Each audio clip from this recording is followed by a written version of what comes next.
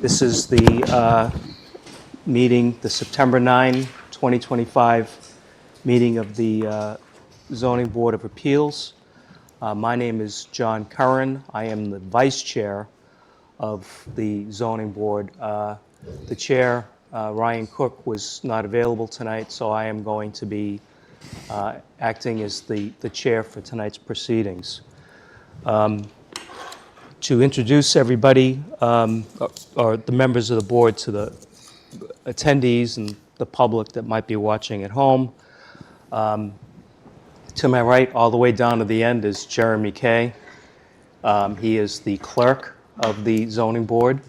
To his left is Miriam Galley, who's an alternate member, but she is acting tonight as a member so that we could have a quorum. To Miriam's left is Tom Skinner. I've already introduced myself. And to my left is Ronald Hanberger. I guess everybody's caught on to the fact that I'm sometimes bad with names. So they're showing me their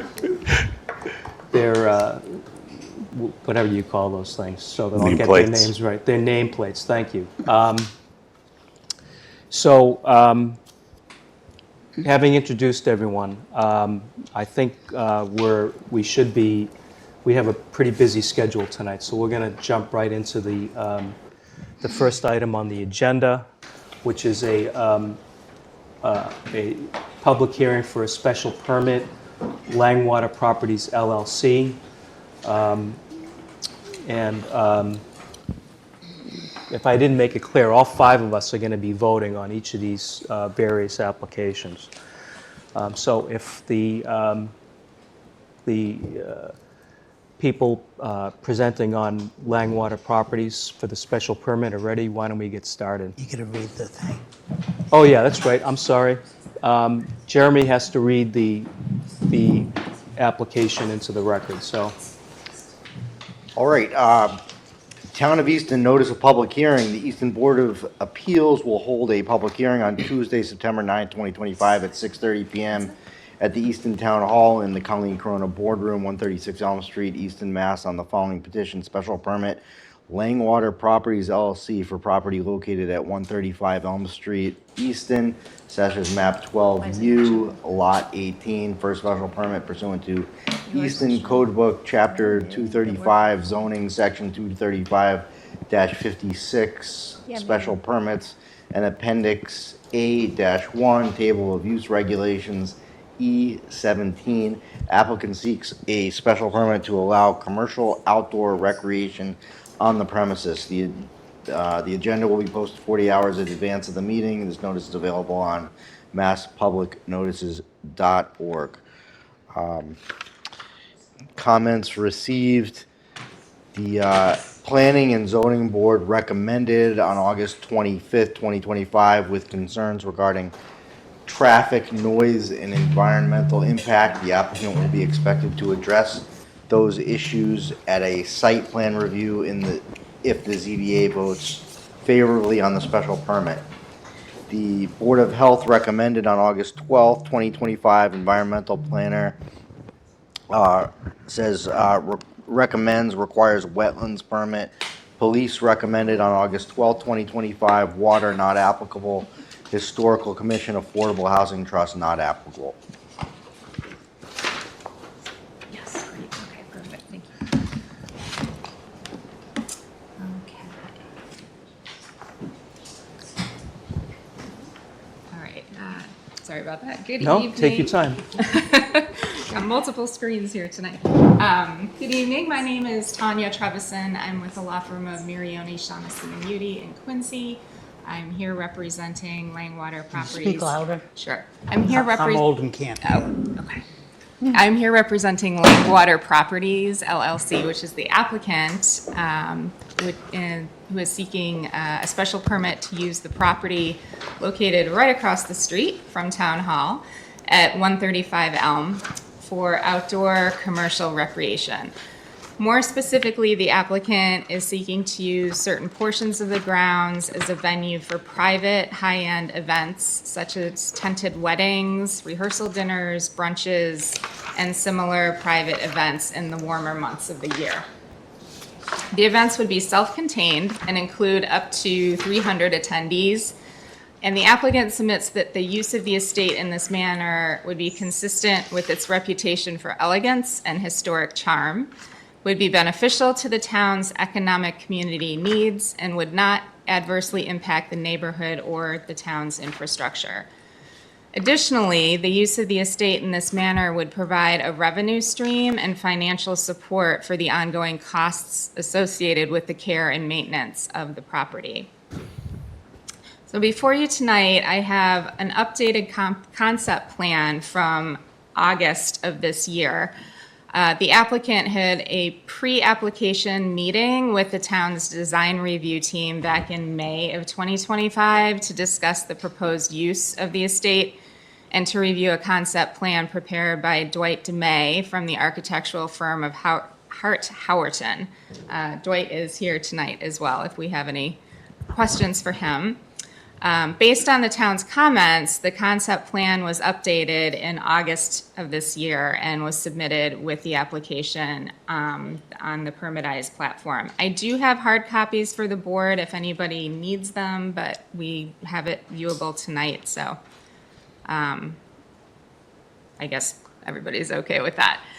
All right, so for context, I'm just gonna move the slide here, see how this works.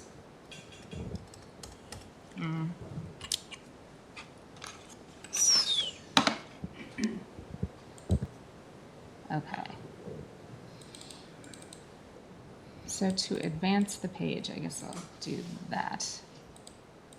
All right, so here we have the site context slide. So the property is comprised of 52.3 acres of land, all of which is located within the residential zoning district and the aquifer protection overlay district. A portion of the property near the Langwater Pond is located within the floodplain overlay district. The property is improved by 4 historical residential buildings, the Ames Gate Lodge. Can you see my cursor on here? Ooh, you can, okay. The Ames Gate Lodge, which is right here, a 2-story stone residence, a 1-story brick residence, and another 2-story stone residence with a stable. The Ames Gate Lodge up in the front of the estate, which you can see from Town Hall, is currently used as a single-family residence that's occupied by tenants. The main house on the estate is right here, I believe, and is currently used by the Ames family themselves. Moving to the next slide. Okay, so this slide shows, it's a little bit faint, but right in here with the green hash marks, this is the first hash mark denotes the 100-foot buffer zone. The second is the 200-foot buffer zone from the Langwater Pond. It's important to note that the property right now, this whole area here is considered a lawn. The conservation agent that the applicant met with at the pre-application meeting indicated that the use that's proposed should not have any adverse impacts on that pond or in the buffer zone area. All right, the next slide. Oops. Whoops, whoops, whoops. Okay, I gotta get used to this little. My apologies. Oh, you know what? I might be able to go this way. All right.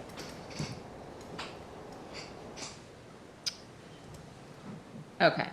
So this is an elevation slide, which essentially just shows the height of the land mass in the property area. We'll move on to the next slide, which provides a slope analysis, and again, depicts the buffer zone area in here.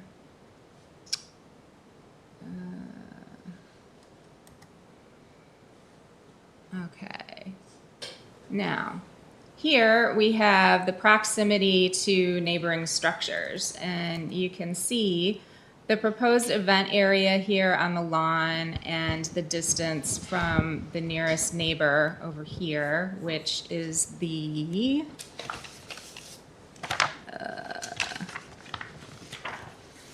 150 Elm, which is the home of Eugene Colella, who has graciously submitted a letter of support for the project. And the Spring Hill Association Trust, which is a neighborhood association, which is located in this area over here, has also met with the applicant, took a tour of the property, and is in support of these events as well.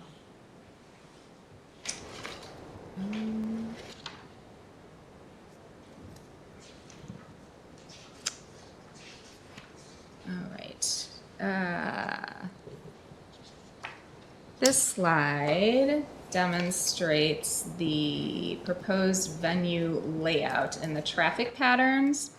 So the general idea is that guests and service people would be able to enter from Elm Street by the Gatehouse Lodge, and then proceed on to potential areas. There's going to be another slide which shows parking, and moving toward the valet drop-off for guests. There's a potential tent location in this area, in this area, and in this area. So depending upon the type of event they'd like to have, if it's a wedding for upwards of 300 people, you would need a larger tent and be down on the lawn, which is down in this area, or you could have a smaller event in smaller size tents in one of these other locations. As you can see from the red line through the slide, this is emergency access for emergency vehicles, and that would be off of Main Street over here. As far as guests, the vehicular traffic would proceed from Elm Street through the property and would exit on Main Street. So they wouldn't go back out through Elm Street.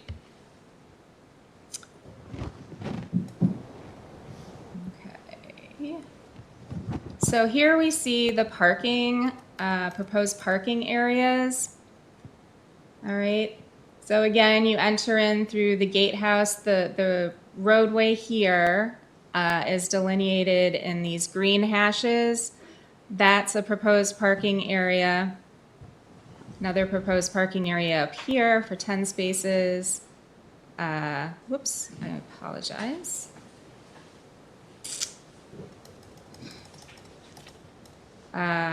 There was a tennis court formerly in this location, which is another proposed parking area. And then over here, a proposed parking area for 71 cars.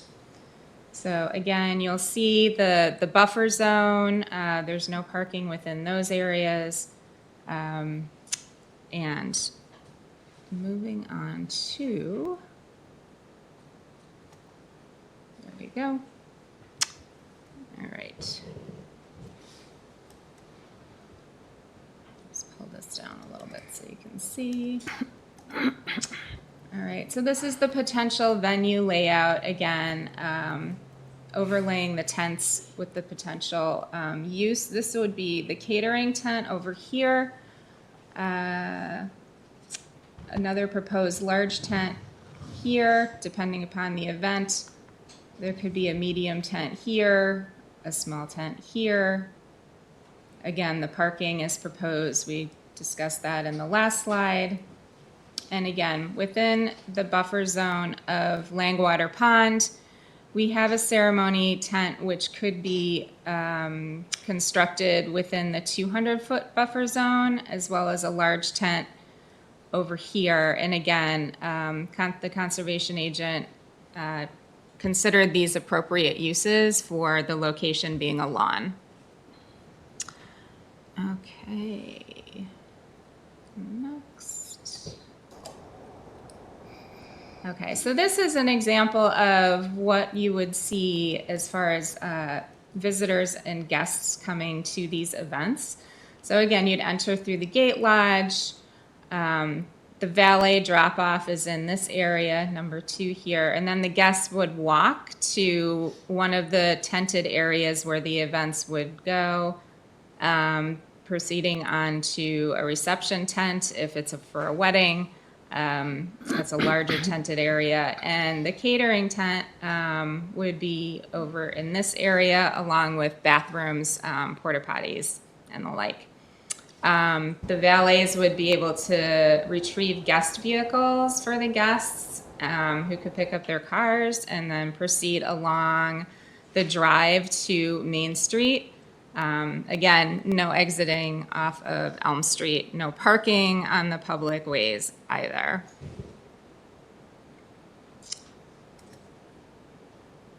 This is an example of the tent, the large ceremonial tent in the 200-foot buffer area. So you can get a better, closer look overlaid on an aerial depiction. And again, this is one of the smaller tents. If you have a smaller venue, same idea. Catering tent. Just a little bit of an enlargement so you can see the detail. And again, an overlay of where the tents would be anticipated within the existing buildings on the property.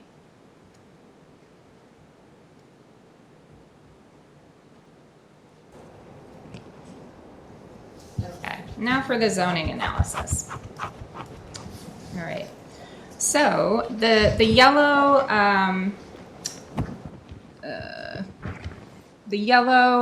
illuminated areas here are businesses, municipal open space such as the town hall, and other properties that are owned by the town are in green.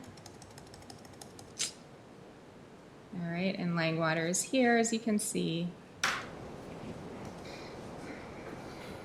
All right, and this slide depicts the yellow line area is over surrounding the Amesgate Lodge. And this is a historic preservation restriction area. All right, there's a preservation restriction agreement that's been recorded with the Registry of Deeds between the applicant and the Society for Preservation of New England Antiquities, doing business as Historic New England. So this is a 2.63 acre parcel and includes the Gate Lodge. None of the proposed outdoor events would be held on the Gate Lodge property. However, some vehicular traffic would utilize the roadway which leads from Elm Street through the Gate Lodge, right here, to the event sites, and some guest parking as seen on those earlier slides with the green hashes, which was right in here. They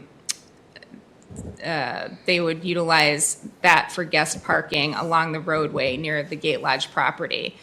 And 5 proposed parking spaces would be located within the yellow area. Historic New England provided a letter of support for the special permit application here, citing the use as proposed as low impact and reversible in the way to utilize grounds without altering or compromising the historic fabric of the estate. The green lined area, which is this area here, is a conservation restriction area. So in 2012, the Ames family donated a conservation restriction over the Langwater estate to the Trustees of Reservations, which is a nonprofit which operates a lot of historical and conservation areas throughout Massachusetts. The agreement was recorded with the Registry of Deeds, and the purpose was stated to protect the historic, natural, and scenic values of the properties in perpetuity. So the green area is about 13.2 acres of the estate, and it prohibits certain structures and activities within that restricted area. The use of the restricted area for special event parking is allowed pursuant to the agreement. And the trustees also submitted a letter of support for the Langwater application, stating that the proposed use is aligned with the terms of the conservation restriction agreement. All right. Yikes. There we go. So this site is just offering a more detailed view of what I already explained, with the site layout, the proposed tent, and the parking locations. With regard to the special permit application itself, I'd just like to address Section E17 of the zoning bylaw. Table of use regulations requires a special permit from this board for the commercial outdoor recreational use in a residential zoning district. The use is a permitted use within the APOD and the FPOD. For the special permit application, the ZBA considers the criteria set forth in General Law, Chapter 48, Section 9, and Section 235-56B of the zoning bylaw to ensure that any adverse effects of the proposed use would not outweigh its beneficial impacts to the town or neighborhood. These criteria include social, economic, or community needs, traffic flow and safety, including parking, the adequacy of utilities and other public services, neighborhood character and social structures, impact on natural environment, and potential fiscal impact, including impact on town services, tax base, and employment. So the proposed use here, we argue, would provide several fiscal advantages to the town and pose minimal adverse impacts on surrounding neighborhoods. From a fiscal standpoint, the proposed use would generate new streams of revenue for the town through permitting fees, through the Board of Health, alcohol licensing, and the like, would increase local business activity for caterers, florists, rental companies, and transportation services. And also, visitors are likely to patronize nearby restaurants, shops, and lodging facilities, which will contribute to the local tax base. The events would be carefully curated, limited in frequency to only the warmer months, and would be conducted under strict conditions to minimize noise, traffic, and disruption. And as discussed through the slideshow, the property is very large and well buffered by trees and foliage. Police detail and traffic parking facilitators would be utilized to guide the traffic and parking. And the police and fire department have both signed off in approval of the application. As far as additional reviews go, if the board grants the special permit as requested, the applicant will also be seeking site plan approval from the Planning and Zoning Board and will file a request for determination with the Conservation Commission. So at this time, I'm happy to answer any questions the board might have. Anyone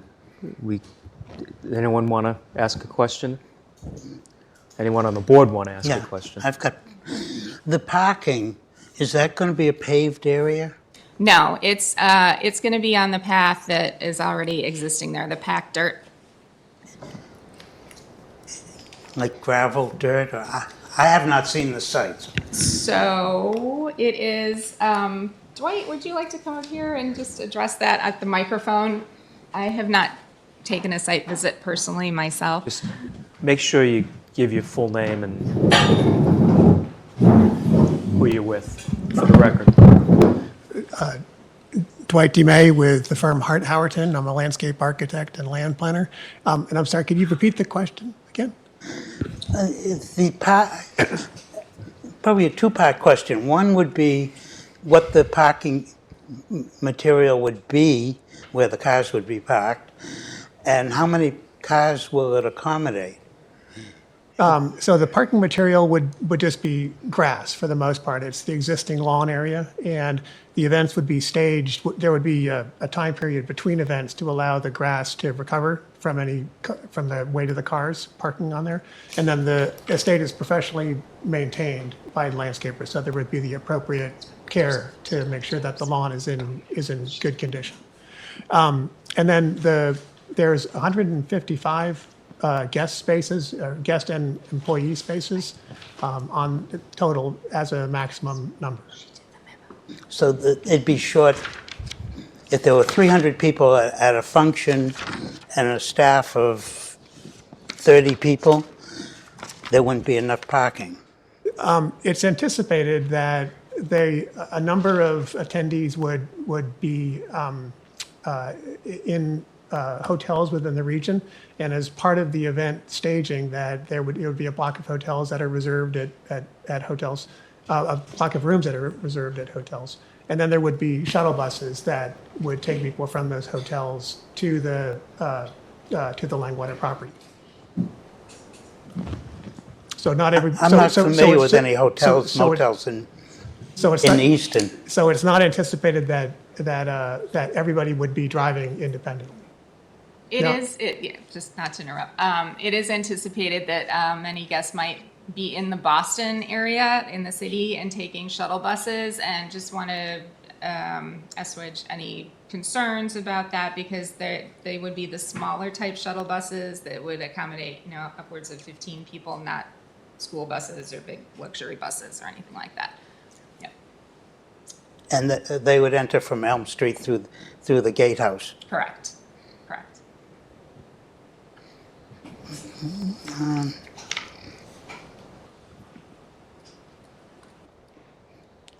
What about noise?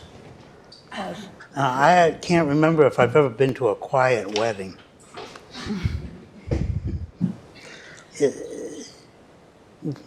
Has there been any noise testing or whatever, so that, downwind, it wouldn't be offensive?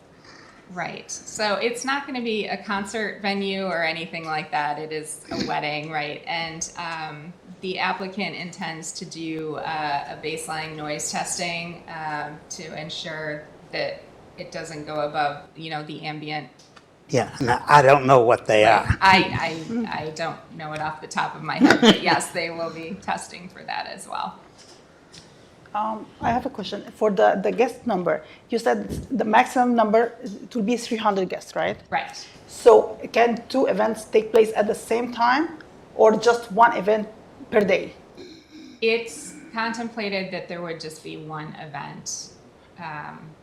Okay, so the maximum for this event, it will be 300 guests. Right. Okay, gotcha. Yeah. And also regarding the entrance, for the cars, it will enter via Elm Street and will reach to the will exit from Main Street. Right. But I cannot. Do you have any legal frontage or easement to reach to the Main Street? So the current roadway, I believe, reaches to Main Street and out that way. So there's a farm gate, I understand. There is, yeah, Right. yeah. So that's the traffic route that it will. Okay, so you mean there is existing road now, as of now, just to take the cars out to the Main Street? Yes. Oh, thank you. For Main Street, making a left, as many of us know, on Main Street, turning left on Main is a little challenging. Is that in scope of the police detail directing the traffic onto Main Street? Right, that's correct, yeah. It's intended that they will have a police detail there to help with that. Okay. And then, sorry, I had one other question. So we heard a lot about the area of support for the nearby community organization, the HOA, the tenants, the owner of that house that's about 1,300 feet away. We haven't heard from the Lodge House, where they're basically, I realize it's a rental, but it's also, it's those people are going to be impacted on days of events through noise, through traffic. Has that been addressed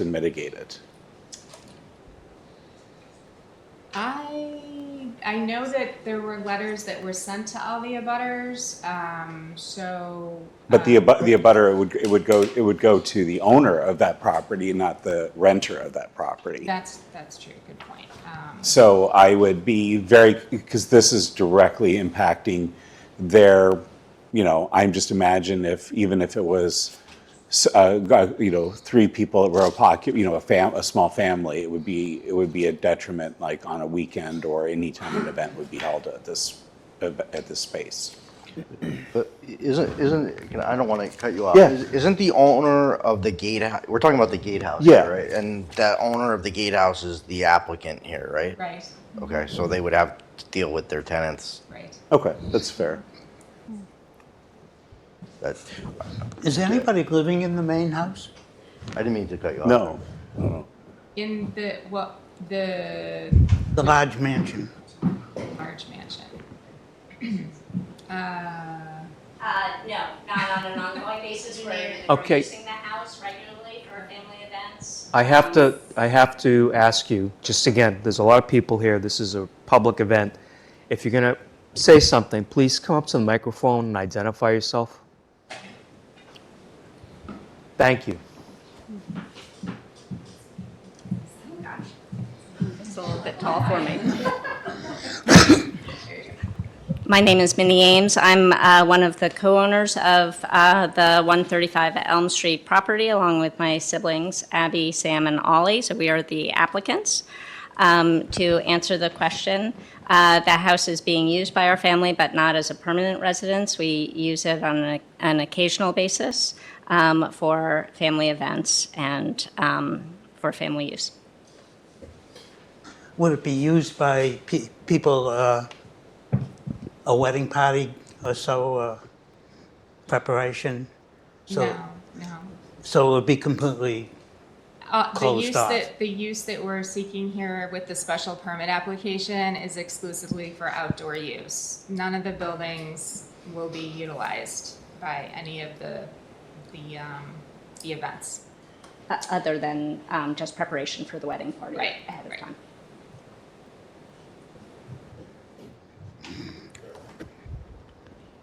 Jeremy, go ahead. So I have a question. So you're contemplating 6 to 12 events per year? Is that in your application? So we're limiting it to, I believe 5.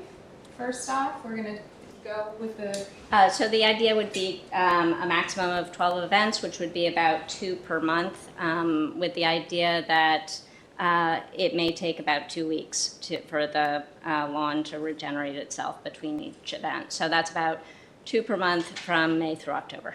So would you agree that if we were to approve it, the special permit you're applying for, we could put a limit as to 12 events per year or something like that on there? yes, you can absolutely condition it. We would request that the condition could be revisited in the future if it's successful and there are no issues. would there be 2-day events or 3-day events? Like a pre-wedding party with the wedding and post-wedding party? Potentially, there could be like a rehearsal dinner the night Yeah. before and then the ceremony the following day.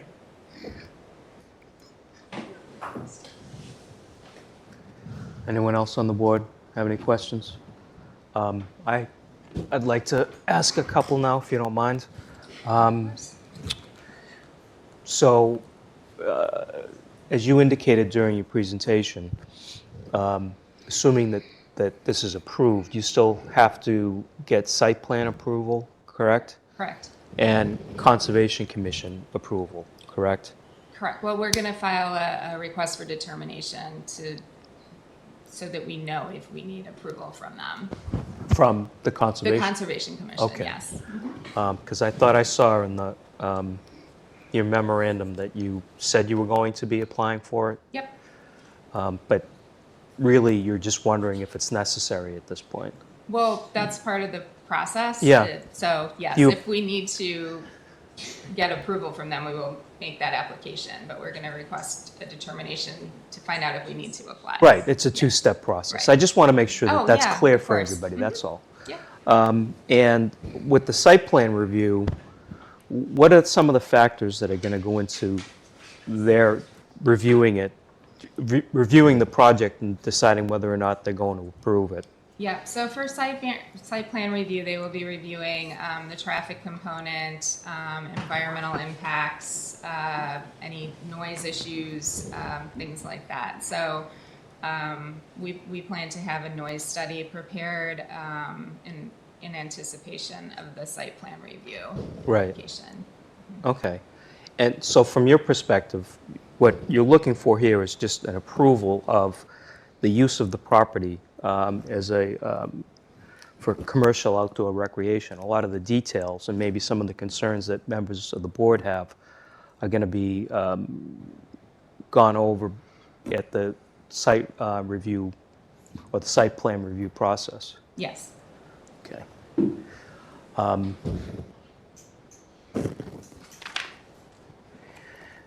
Oh, and the design review that you did last spring, right? Are you going to be going back for a further refinement of the design review? This is the plan Okay. that I showed tonight that has been revised since the pre-application town meeting with the input from the town officials. Okay, We came up with this plan, yep. right. Because some of those same issues were reviewed at the design, with the design review concept, right? In terms of traffic, noise, Right. things of that matter. And adjustments were made. Right. Based on those comments. And further adjustments might be made at with the site plan review. Yes. Okay.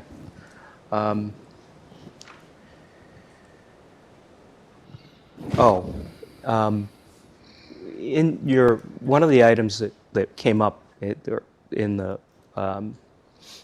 proposal was a request to waive the requirement for a certified plot plan.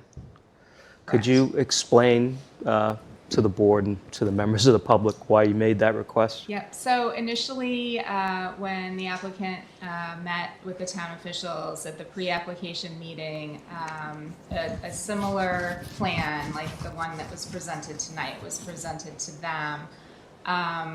And the planning director indicated that it should be sufficient for this application. So that's why we filed the request for the waiver, because we feel that the overlay of where these events are going is pretty accurate. However, we understand that for site plan review, they may require a certified plot plan, and we're prepared to have that done in anticipation of that meeting. And might that certified plan incorporate additional changes that you have to make when you're at the site plan review process? Well, the certified plot plan provides the existing conditions on the property. Those are what they are, so Okay. we wouldn't be changing anything. This is the concept plan that Right. we would be proposing the uses on there, so that can be modified Okay, to whatever specs. thank you. Does anyone else on the board have any One- questions? What arrangements do you have for rainy days? So we have the tents. But it seems like there's large distances involved. Yep. So it's a good question. There was talk of having some of the additional tents that were used for the smaller events to be kind of holding areas for, as people kind of walk between. That's something that will have to be worked out, and fingers crossed you don't have a rainy day for an outdoor wedding. Actually, anyone else? Because Ron's question actually prompted another question on my part. You're not going to be erecting all of those tents for each event. No. It's going to depend upon what the event is and how many people you anticipate Correct. attending the event. Correct. And the tents will be, once the event is over, taken down. Right. And I think as you explained in your materials, there's also flooring that's going to be used. Right. Right. The reception tent will have a dance floor. Right. Yeah. And the flooring is elevated somewhat above the grass. Right. And once the event is over, the flooring will be taken apart as well. Right. Yep. And is the expectation that the same contractor would be doing or erecting and taking down the tents and the flooring for each event? I am not sure about that. The tents would all be removed in the days after the event, soon after the event, and then for the next event, they would come in immediately before the subsequent event and put in whatever tents are needed and appropriate for that particular event. There might be different kinds of tents just because it's a different scale of event. One might be significantly larger than the other, might have different tents, different tent sizes might be more appropriate. It could potentially be different vendors.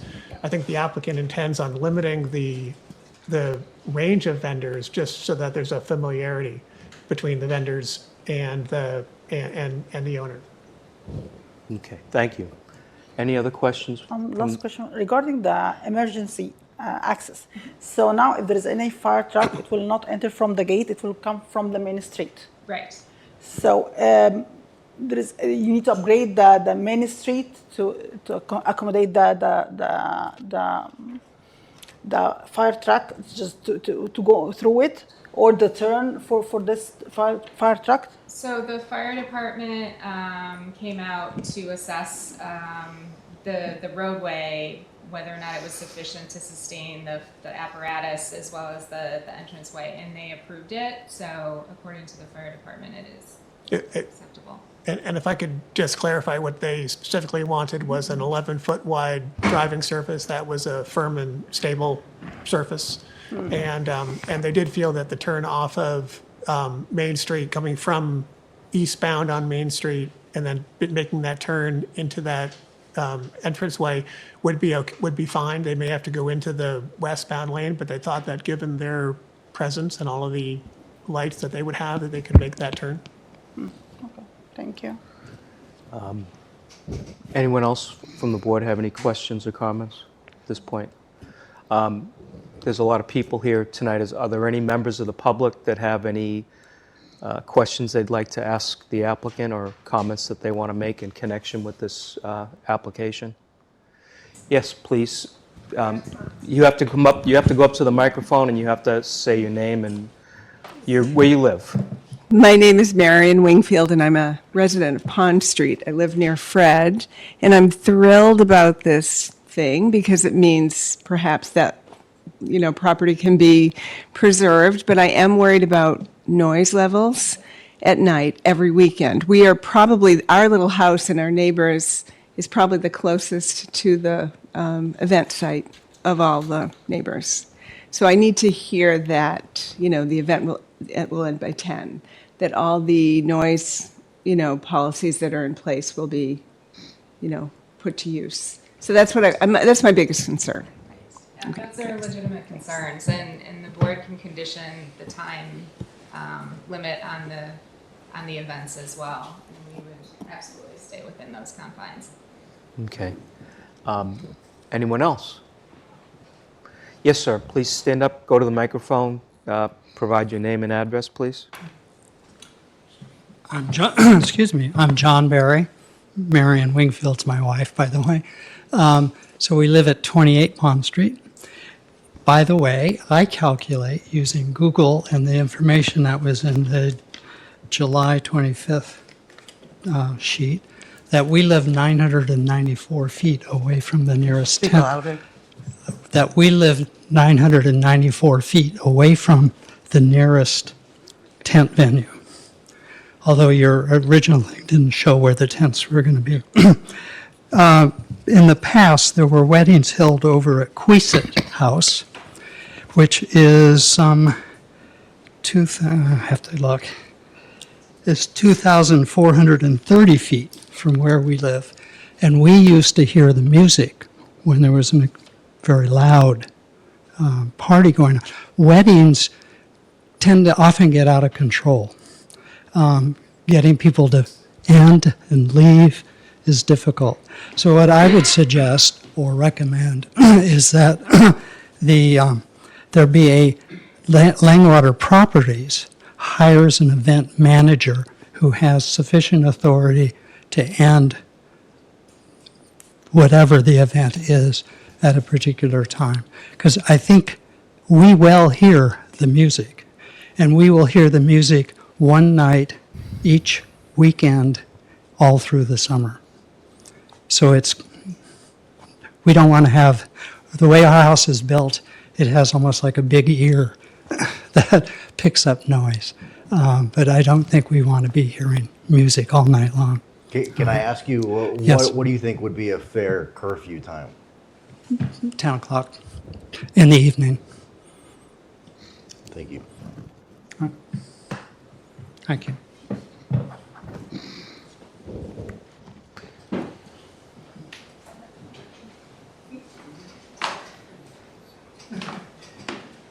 Good evening. My name is Tom Cullinane. I'm a longtime resident in Easton, 55 years. I live in Spring Hill Associations, 5 Brookview Lane.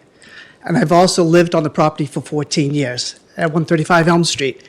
And my wedding was there, my wife in the court of Christine. So I come with a different perspective than most people. And when this first came to the association here at Spring Hill, it was alarms. There was concerns. There was a lot of emails flying around, and they were very critical of this project. But as the Ames spent with us and the time, and everybody understood the project, it was well received. People were excited about it. They were looking forward to it. They were really pleased that the Ameses were going to do something unique, special with that property, and not turn it into a Walmart, a 7-Eleven, a development, and they were going to preserve that property. And also, too, having my wedding there, it's a special venue. And for the Ameses to share that with us and other potential young couples is very, very awesome, I guess. So I don't want to speak for the Spring Hill Association because they've already did a formal approval, but 24 residents, dozens of Easton residents have approved it, and we're all abutters. So from my point of view, this is a very good project, and I think it should be approved. I don't have any questions. Thanks. Okay. Anyone else from the public want to ask a question or make a comment in connection with this? All right.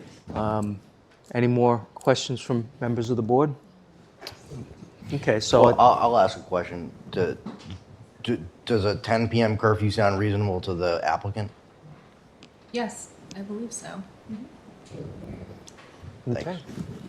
Just one last question. Regarding the light, what kind of flight are you planning to use for this, for the site? I'm sorry. Okay, during the night, what type of flights are you planning to use? Yes, Yeah. lighting, right. So the lighting would be minimal under the tents. It would be mood lighting. It wouldn't be bright, because these events are romantic or, soothing. So I would equate it to the type of string lights that we have had during COVID, the outdoor lights, that type of thing. Yep.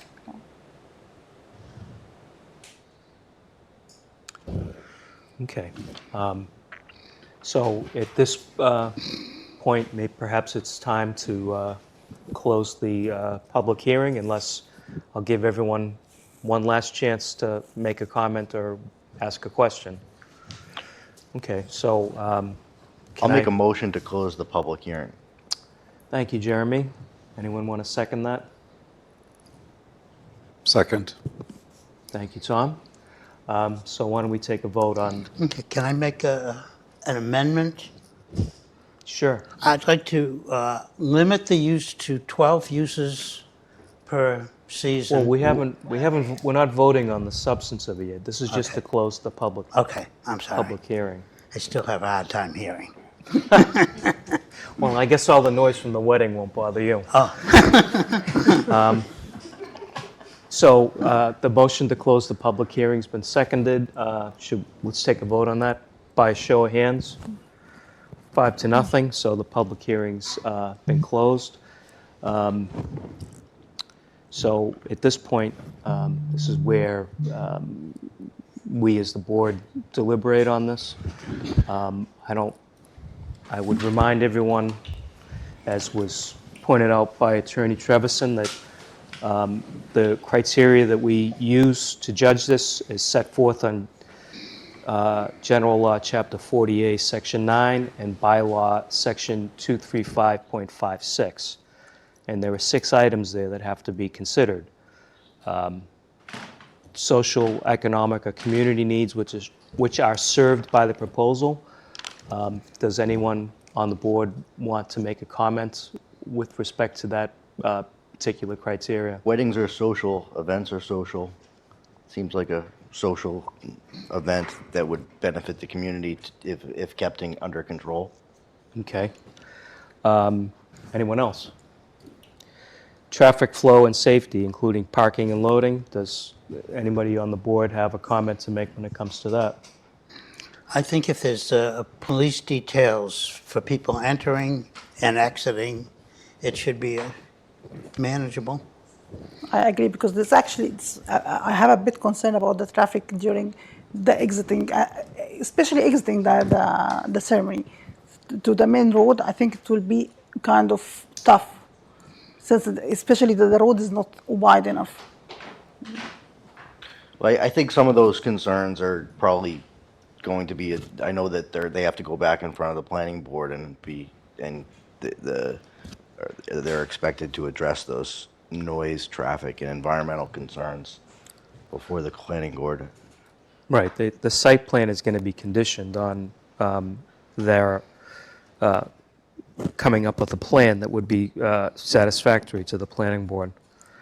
The next item, adequacy of utilities or other public services. Anyone have any comment on that? No. Neighbor, Is sufficient water service on the site for a function? well, Like more than a 1-inch main? we've closed that part of it. Okay, So I'm sorry. We just have to go by what was presented. Sorry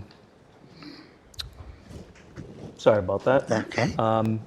Anyone else? Neighborhood character and social structures. Any? I guess the only concern Jeremy had, we talked about, was a 10 p.m. curfew and the limit and potential limiting of events. Right. Well, and when we get to the point, if we get to the point where somebody's going to make a motion to approve this application, as Attorney Trevisan pointed out, there are conditions that can be attached to it. So that's. So I feel like the neighbors have weighed in on it, and they seem like they're in favor of it, with the caveat that it not be too late and too loud. Right. Impacts on the natural environment. Does anyone have any comment on that? No. And then potential fiscal impact, including impact on town services, tax base, and employment, taking into account any proposed mitigation. Any comment on that? It seems like it would be a net positive. I mean, Right. I don't know how big a net positive, but it seems like there's some net positive. Something's better than nothing. You mean in terms of net positive from a fiscal point of view? Correct. Yeah. I mean, there are. Really, what we have to avoid is whether there's going to be a negative impact. Lots of times what we want there to be is a positive impact, an increase to the tax base or something like that. But what we would want to avoid is a negative financial or fiscal impact. So I'll just say we have to make a finding with respect to all these criteria. I think that the social, economic, and community needs are well served by the proposal. And the gentleman, forgive me, I forget your name, from Spring Hill, who spoke in favor of the project, made some very good points in terms of the way that this beautiful piece of property is going to be preserved today and going into the future, but in a way that allows the owners to make some use of it. The traffic flow and safety, I think that, there's been representations made in terms of where the parking is going to be. There doesn't seem to be any concern about that. I think that the traffic flow in general is something that would get addressed at the site plan review, but and just in terms of the general concept of coming in one way and going out the other, that seems to be adequate. The utilities and other public services, they're not going to be, they're going to be using porta potties. I don't know that there's really going to be much of an impact in terms of utilities and public services. The neighborhood character and social structures criteria, I mean, it's really, this proposal is meant to preserve the character of that property and what that property adds to the overall character of the surrounding area. It's a historical property. It's owned by a family that goes back many years in town. And it certainly is an effort to maintain sort of the pastoral quality of the property. And I guess impacts on natural environment, it doesn't seem like there's really going to be many, because we may condition this to a certain number of events per year, but this isn't going to be a continuous use where there's going to be an event there 5 nights out of 7 or something like that. And then the fiscal impact, nothing seems to be in the negative when it comes to the fiscal impact to the town. So does anyone else want to weigh in on any of those items? No. Okay, so at this point, does somebody want to make a motion in connection with this application for a special permit? Like, point of clarification, would we put our recommendations for the curfew, like a curfew at this point during it, or would we adopt? We would make a motion to adopt it, and then it would be amended. Anyone can make a motion to do anything. Okay. Anyone on this board could make a motion to deny it outright. All right, I'll make a motion. I'll make a motion. Before you do that, though, actually, Jeremy, one thing that just occurred to me. There was, and I brought this up, a request for the waiver of to provide a certified plot plan. I guess that's probably something that we should vote on, just to make it part of the record, since there was an application or a request to do that. Does anyone have anything that they want to say about that? I'll make a motion to waive the certified plot plan, subject to the planning board's agreement to. Well, the planning board is going to have to review this, so I can't speak for the planning board, but for here, I make a motion to waive the requirement for a certified plot plan. Yes. Does anyone want to second that motion? I'll second it. Okay. Why don't we take a vote on that? Any discussion? Oh, any discussion? No. Okay. Thank you. Why don't we, by show of hands, vote on the motion? All in favor, raise your hand. Oh. No? Oh, no. You say no, so Yeah. 4 in favor, 1 against. Yeah. That's okay. I mean, by the way this works, it's any vote requires 4 out of 5 to carry, so that's by a vote of 4 to 1. So now let's get to the voting on the application for special permit itself. does, Want me to give it a try?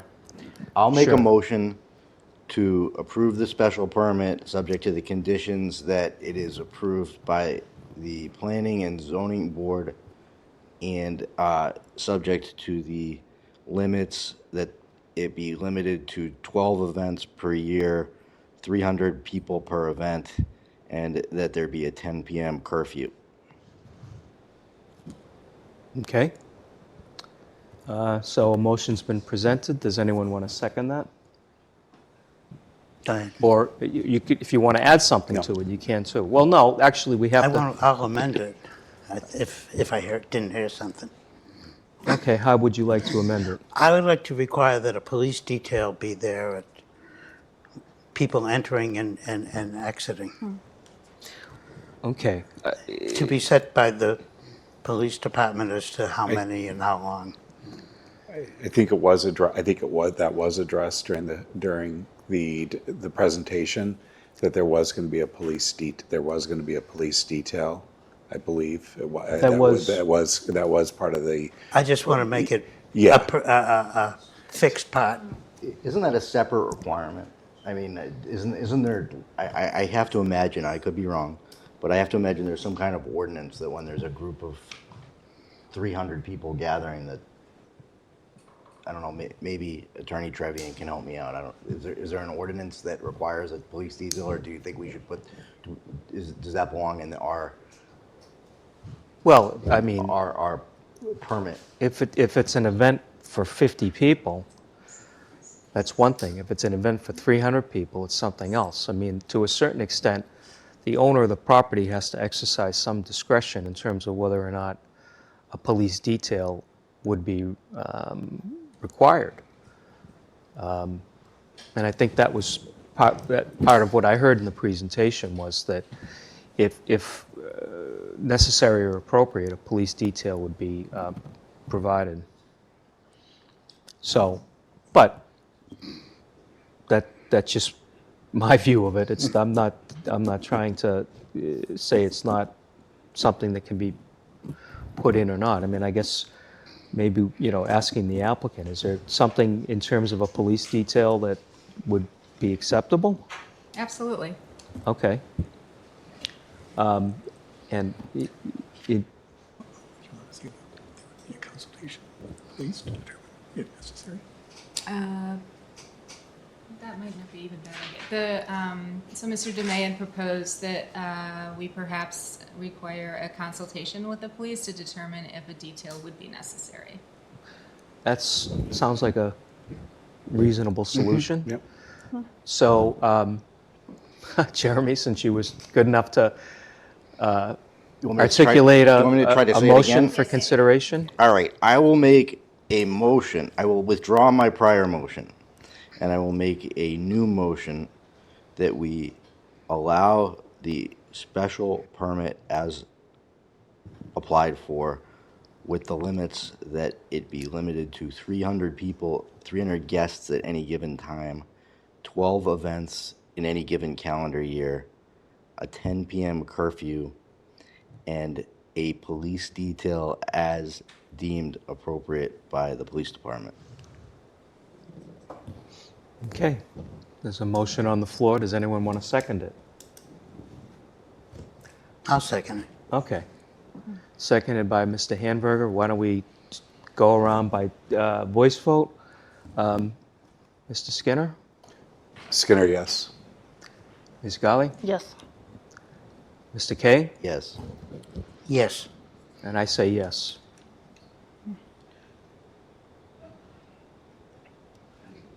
All right. Well, good luck. I guess we're all set? Thank you very much. Thank you. You're welcome. What's that? We're not adjourned. That's, yeah.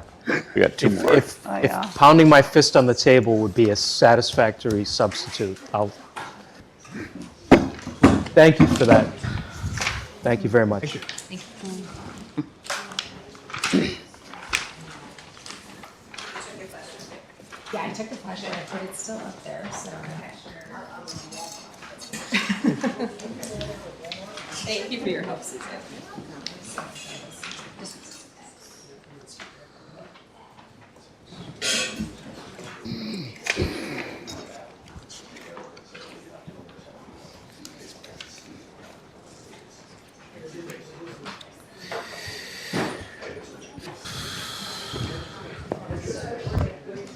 All right, shall I read the next one into? Ask John. Oh, Yeah, Mr. Maybe it has to be. so,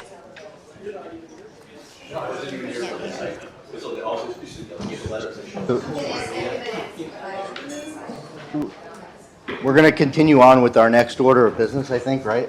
yes, we are, as soon as everybody settles down a little. Okay, so the next item on the agenda is a public hearing on a variance, the request submitted by Christopher and Tamsin Surjak. Am I pronouncing that correctly?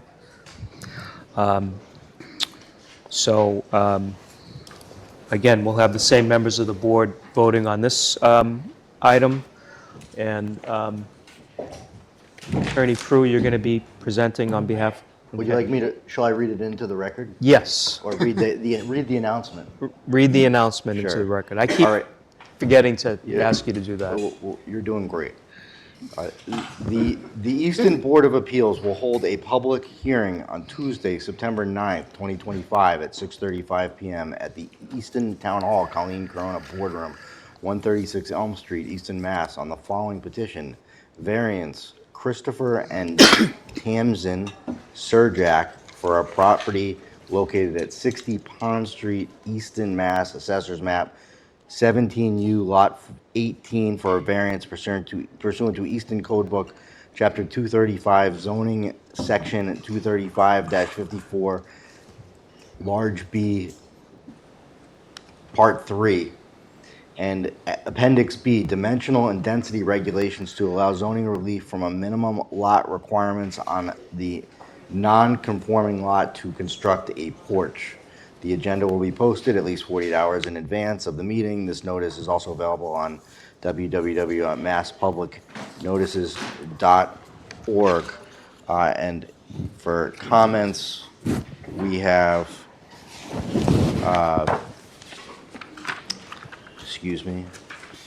the planning board on August 25th, 2025 voted to consent for the ZBA to act on a repetitive variance petition for 60 Pond Street. The Board of Health recommended on August 14, 2025. The environmental planner recommended on August 14, 2025. The water department says not applicable. The police say complete. The Historical Commission and Affordable Housing Trust comment is not applicable. Okay, Attorney Prue, before you get started, this is a little unusual because I believe what we're involved with here is a two-step process. Your clients had been in front of the board before, I believe, in October? October, November last year. Yes, and There with has to be a change in the petition. right, and their application at that time was denied. So under Chapter 40A, Section 16, if a application, a petition has been acted on unfavorably, and the applicant wants to come back within 2 years, they have to meet certain conditions set forth in that statute, which perhaps you can get into. Sure. I'm not sure how much of what you'd have to say about that would kind of bleed into the merits of the application for the variance that's being sought. But I just want you to be aware that what we're going to do is take a vote on the conditions, the requirements of 40A Section 16, and then, depending upon how that vote turns out, we may reach the merits of the application. That's a fair characterization. Thank you. I would like to talk about it just for a second to set the predicate for it. The Rainey case, Rainey versus Nantucket in 1980, established what the criteria was for material change in petitions that are denied and then brought again within 2 years. And basically it says whatever the board thinks is material. There's no bright line test. Rainey said something as different as lighting, something as different as noise, something that may appear de minimis can actually be a change in the circumstances. In this case, I think it's, again, maybe touching on the argument in chief. In this case, there have been significant changes. I think probably some of you were already on the board when this was brought in November. The big sticking point was the use of a parking area, and the issue was the reconstruction of a structure over it. I don't want to call it a carport because it really wasn't. It was just basically a roof, and it abutted the back property lines, or very close to the back property lines. I'm going to get into that in the argument. That's been eliminated. So that's a big aspect of why we're here today, because we wanted to eliminate any predicate, any issues that would result from that. Having said that, that had the consequence of reducing the lot coverage from, I think, 31 point some odd percent down to what we're requesting today, which is, I think, 26%, 25.9%. Right now, it's at 18%, and I think the allowable there is 25%. So we're not asking for a major increase in the lot density, but I did want to bring that to light, so that was the focus. In fact, when I went back and listened to the argument, there was very little attention paid to the issue that we're here about tonight, which ultimately is just about a front porch, a front and side porch. So that's why we're here tonight. So we've decreased or taken away those elements, but most importantly, we've added another element, which I think is starting to be considered in Massachusetts based on a decision in 2013, then again in 2017, where the courts considered the use of the property. In this particular case, the use of the property is going to be for elderly housing. And with elderly housing goes certain accommodations that you need to make. In this particular case, the potential tenants are here and they want to age in place. One of the elements of aging in place is you want to have the ability to accommodate those folks as they do age in place. So the court has started to take consideration of accommodations for people who want to age in place. That's important here because it plays on the elements of the topography, which I'll get into in a second, but it also plays on the elements of accessibility, okay? So if, I know some of you have been by the house, you've seen, it's incredible what my clients have done, respectfully. I don't mean to argue unnecessarily, but they've taken this blighted older building and made it into a showpiece. It's really quite remarkable, but it's still in character with the neighborhood. And that's something, as a lifelong resident, I've always appreciated. That area is just, it's a gem in town, right? The views and everything. What they're trying to accomplish here is a level for people to come out to and appreciate. Remember, it's on a hill now. We can get into the topography in just a second, but the hill's an important consideration for a couple different factors. The porch would allow somebody to wheel a wheelchair, a walker out, and have a level platform to overlook, appreciate the outdoors or overlook the pond. Otherwise, they might have to build some ancillary structure, which could be permissible, but they don't want to have to do that. It also serves the practical purpose as a landing for handicap access to the parking facility, which is out back. And it's a single, if you recall, I've got pictures of it here and I want to show you, but it's a single carport. And it's never really been utilized as anything other than a single carport. But because of the topography and the way it comes down from 11 Andrews Street, which I have a picture of, you'll see that you can't put a ramp on the back of the house. It can't, the pitch is such that it can't open up to the back of the house because you couldn't get a car in there and a ramp. So now you've got to think of another way to bring it around. The way my clients have designed this is that porch wraps around the front of the house and around the side of the house. And that allows the decrease in incline out to accommodate entry into a car, okay? And again, as an ancillary matter, the folks who lived there for many, many years were two older ladies, and they never had an occasion to use a car. So they didn't have the same circumstances or needs that we do in a modern facility, a modern home. And everything, by the way, in the home is handicapped accessible. So it's ready, it's move-in ready for all folks that can use that. And that's, quite honestly, it's in my brief, but it's been the goal of my clients all along to make sure that people in Easton are allowed to stay in Easton, in homes that they love. And that was one of the primary factors in doing it this way. The other thing I want to just touch on just for a moment is the fact that because this is a porch, and while it increases the usable the percentage of lot use, it's not a glassed-in porch. It's not a walled-in porch. It's open, so it doesn't appear to be as dense as a wall would be. So I think that from that standpoint, there's been some really thoughtful considerations put into the use of this home for future tenants.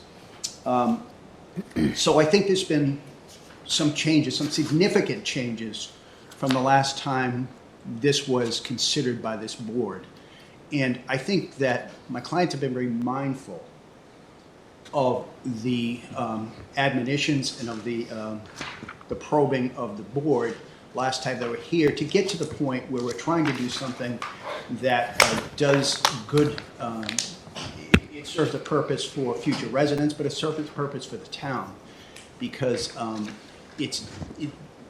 this lot is very small. I'm going to show you how small it is in just a moment. And it's encumbered by the decrease in the incline from the wall back.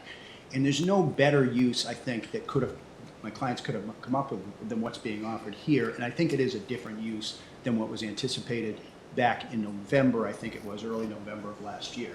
So to the extent that that touches on how it's changed, I can appreciate that. And if there's any questions on that, we can get it out now, because I'd like to move on to the guts of the argument, Yeah, so to speak. I think because an appropriate vote on that aspect of this application has to be made. I mean, I think we need to deal with that right now at this point. Anybody on the board have any questions or comments with regard to Chapter 40A, Section 16, and the what's required, which is a specific and material change in the conditions upon which the prior unfavorable action was based? I'll take a shot. So I think we need 4 people on the board to vote that there's a sufficient change to reconsider, to essentially reconsider. I don't want to say reconsider, but to consider a new application. And I'll just say that so I voted against it back in November of 2024 because I couldn't get over the in the variance standard part, the second part of section C, I couldn't find that the 6-inch setback, I think was what was proposed, would not completely nullify or substantially derogate the intent and purpose of the bylaw. I couldn't get past that last time, and that part of the application has been eliminated. So I see that as a change, that we're not talking about a 6-inch proposed setback at this point. So that's where I come down on it. Does anyone else on the board want to comment on that aspect of this? Again, when I say that aspect, meaning we have to vote on whether it's a material change under Chapter 48, Section 16. Well, I think the new plan is significantly different because there's no garage, there's no 6-inch or 18-inch, I forget what it was, setback from the abutting property, which is owned by the same owner. So I think it's major change. Okay, okay. I agree. Now they already removed the garage, and they are showing the porch on the front and the side. However, we cannot understand how the circulation and how this one it will be accessible. Since they are asking now to have an accessible porch to reach out to the garage area. So at this So- point, I cannot understand how they will reach to this area for the garage. Well- Or not a garage, for this driveway. I will say it is a driveway, not a garage. Right, and I mean, and we can put the question to Attorney Prue. I think that it might, your question might tend more towards the substance of the project that they want approved, rather than whether or not there's been a material change. But if Attorney Prue, is that? That's exactly right. I don't think that particular, I'll get into that, and it's an excellent question, and I'll be able to show you on an elevation exactly how it occurs and why it doesn't occur otherwise. But for the purpose of change, I think that's the predicate for this vote, right? Right, I mean, that, right. And I'm not trying to cut you off, it's That's just, okay, that's this is an unusual situation. Yeah, And it's okay. so, okay, so why don't we set that aside for now? Mr. Skinner, any comments? No comments. Do we need to do a motion to set this aside Well, yeah, I mean, I guess, for the record, so we can have it on record? yeah, because I mean, well, technically, this is still part of the public hearing. And I guess just to be complete, is there anybody in the audience that wants to weigh in on this legal standard that we have to abide by in order to consider the substance of the project? Okay. So then, if I didn't make it clear before, this is a two-step process, so I would propose that we close the public hearing with respect to whether or not we can consider the merits of the proposal, and whether or not the applicant has satisfied the standards that are set forth in Chapter 40, Section 16. I'll second the motion. Well, I'm not making a motion, I'm just saying we're just going to close the discussion on that aspect of this. And I guess what I'm going to now do is just throw it up to the board and say, does anyone want to comment on whether or not the conditions or the standard under Chapter 48, Section 16 has been met? Any? It's been met for me, so I'll make a motion to find that the standard has been met under 40A Section 16, and to allow the application for a variance to proceed. Okay. I'll second it. All right. Why don't we do a voice vote, which I should have done in connection with the prior application. By voice vote, Ms. Ghali, do you vote in favor of the motion? Oh, yes. Mr. Skinner? Yes. Mr. Hamburger? Yes. Mr. Kay? Yes. I vote yes also. So by 5-0, we have found that the material change has been made pursuant to Chapter 48, Section 16. The difference in the difference in the project seems to have carried the day with that. So that's the finding. So why don't we now get to the substance of the... Substance is the dimensional requirements associated with a variance, right? So the criteria is that the statutory provision authorizes approval of variance applications if the board finds hardship, financial or otherwise, to the petitioner, and that the desired relief may be granted without substantial detriment to the public good.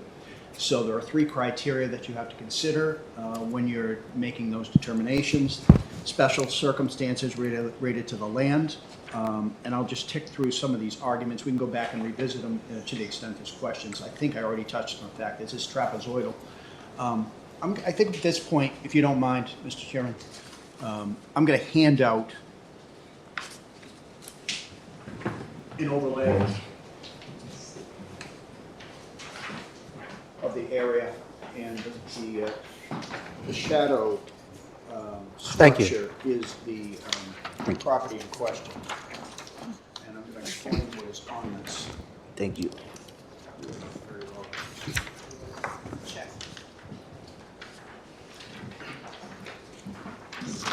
So the shade, I'm colorblind, so I can't tell what color it is. Blue.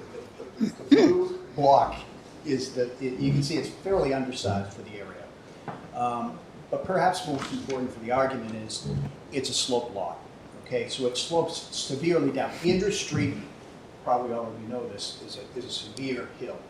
I run up it, it's a heck of a hill. And my clients own 11 Andrews Street, which is this property which actually abuts 60 Pond Street, right? So there's no opportunity, and this is why we abandoned that 6-inch, 18-inch, and it did vary back and forth depending on where you were on the lot line, that request, because there was no way to get everything to conform to this lot. It's an undersized lot, it's more trapezoidal, and it slopes severely to the front, right down toward Pond Street. So what happened was we had to find a place to access the ability for somebody to sit or walk around the house or get outside, especially given the circumstances. So that's where the concept came of trying to get the handicapped accessibility out the front and of the side to get to the back of the building. So it's very much related to the topography, shape, and size of this, in that we can't cheat it back anymore. It's up against a hill.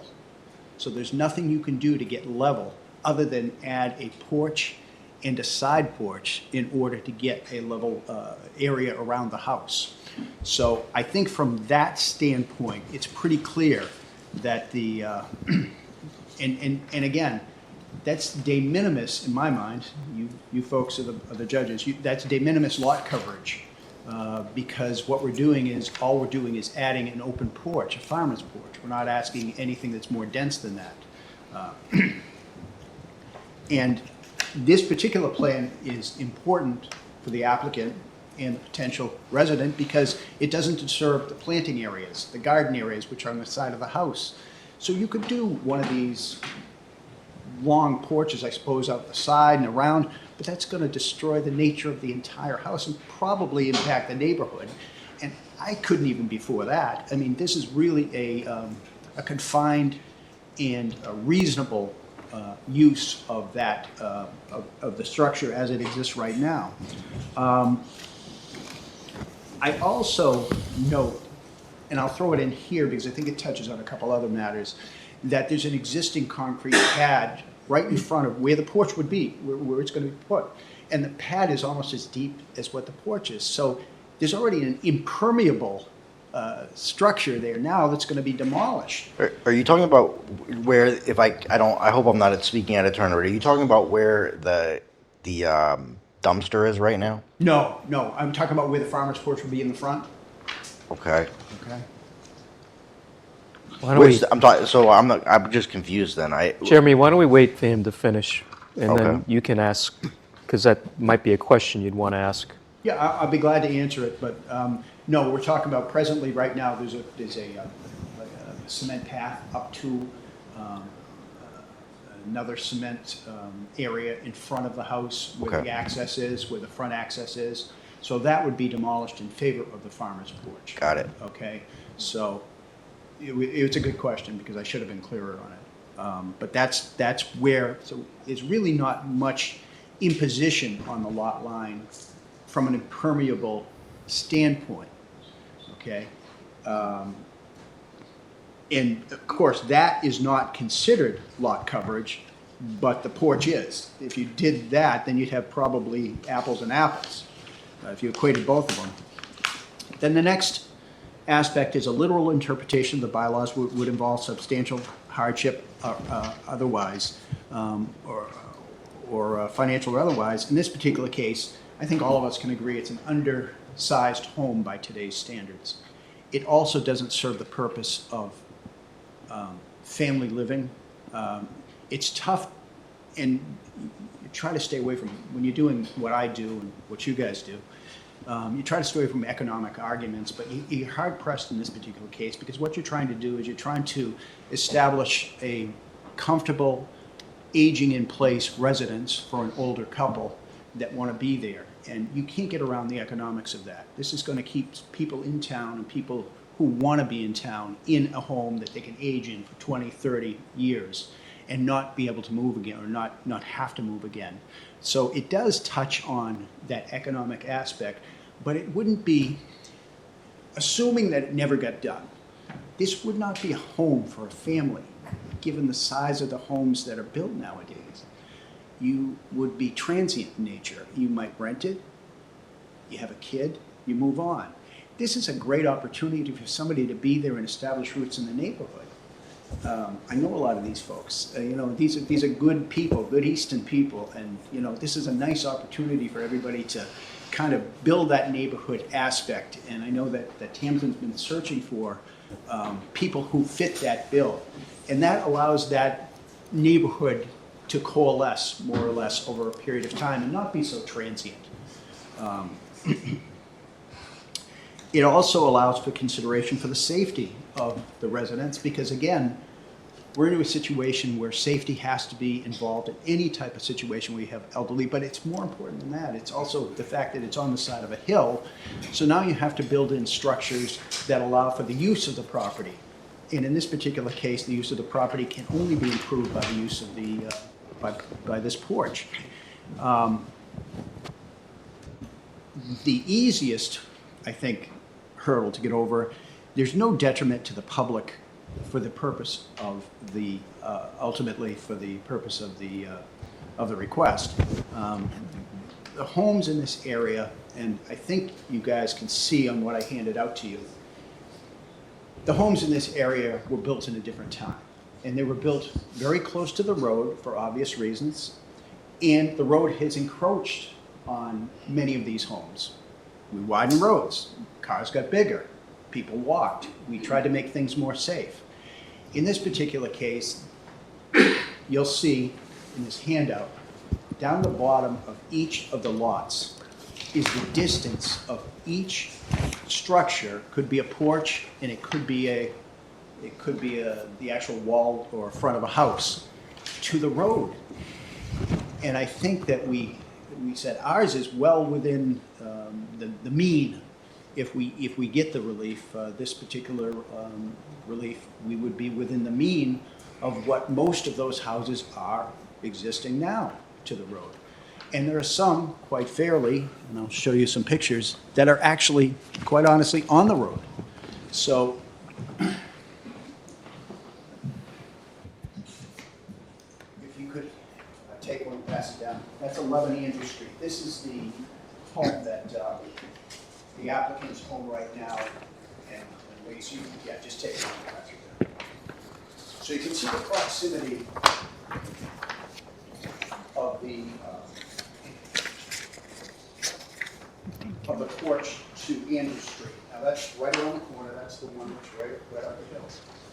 And the Andrew 47 Pond Street. And you can equate these to the handout that I gave you in terms of referencing the distance from the road. And these are all within 60 yards, 75 yards. There's one 52 Pond Street.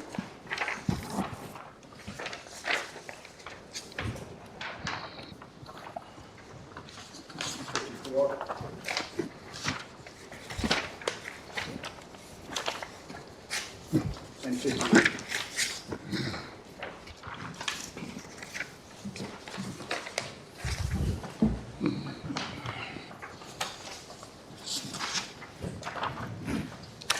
Attorney Prue, you want us to make these photos part of the record? I would, please, yeah, if you don't mind. And can we also make this handout the part of the record as well? Yes. Thank I you. should have mentioned that earlier. Thank you. I should note quite separately that today my client was able to provide think, Suzanne, do I have it, or do you? The signatures of 80 Easton residents, over 80 Easton residents that are proponents of this particular petition. And I'd like for that to be record as well. I don't know if you want to hand that around, or how many copies are here? I think there's 3. I have the original. Why don't we give Suzanne? You guys. One more resident. Okay. Well, 81. we'll get to the public part of it when it's appropriate, but And then, of course, we have the record that exists of the neighbors who have already chimed in on this. And I don't think there was a negative implication in any of the letters that I read. So to put a point on it, their neighborhood contains 18 existing homes with structures which are more closely or similarly approximate Pond and Andrews Street. And that's shown on that handout.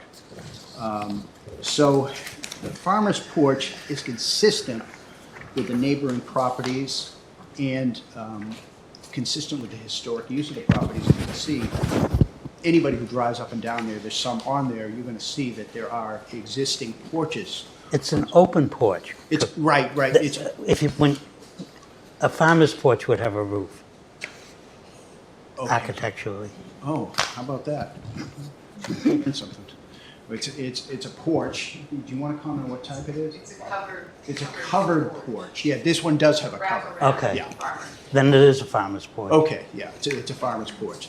But I want to just chat just for a second about an excellent point that was brought up about how the access is going to occur. And again, I have another handout for that.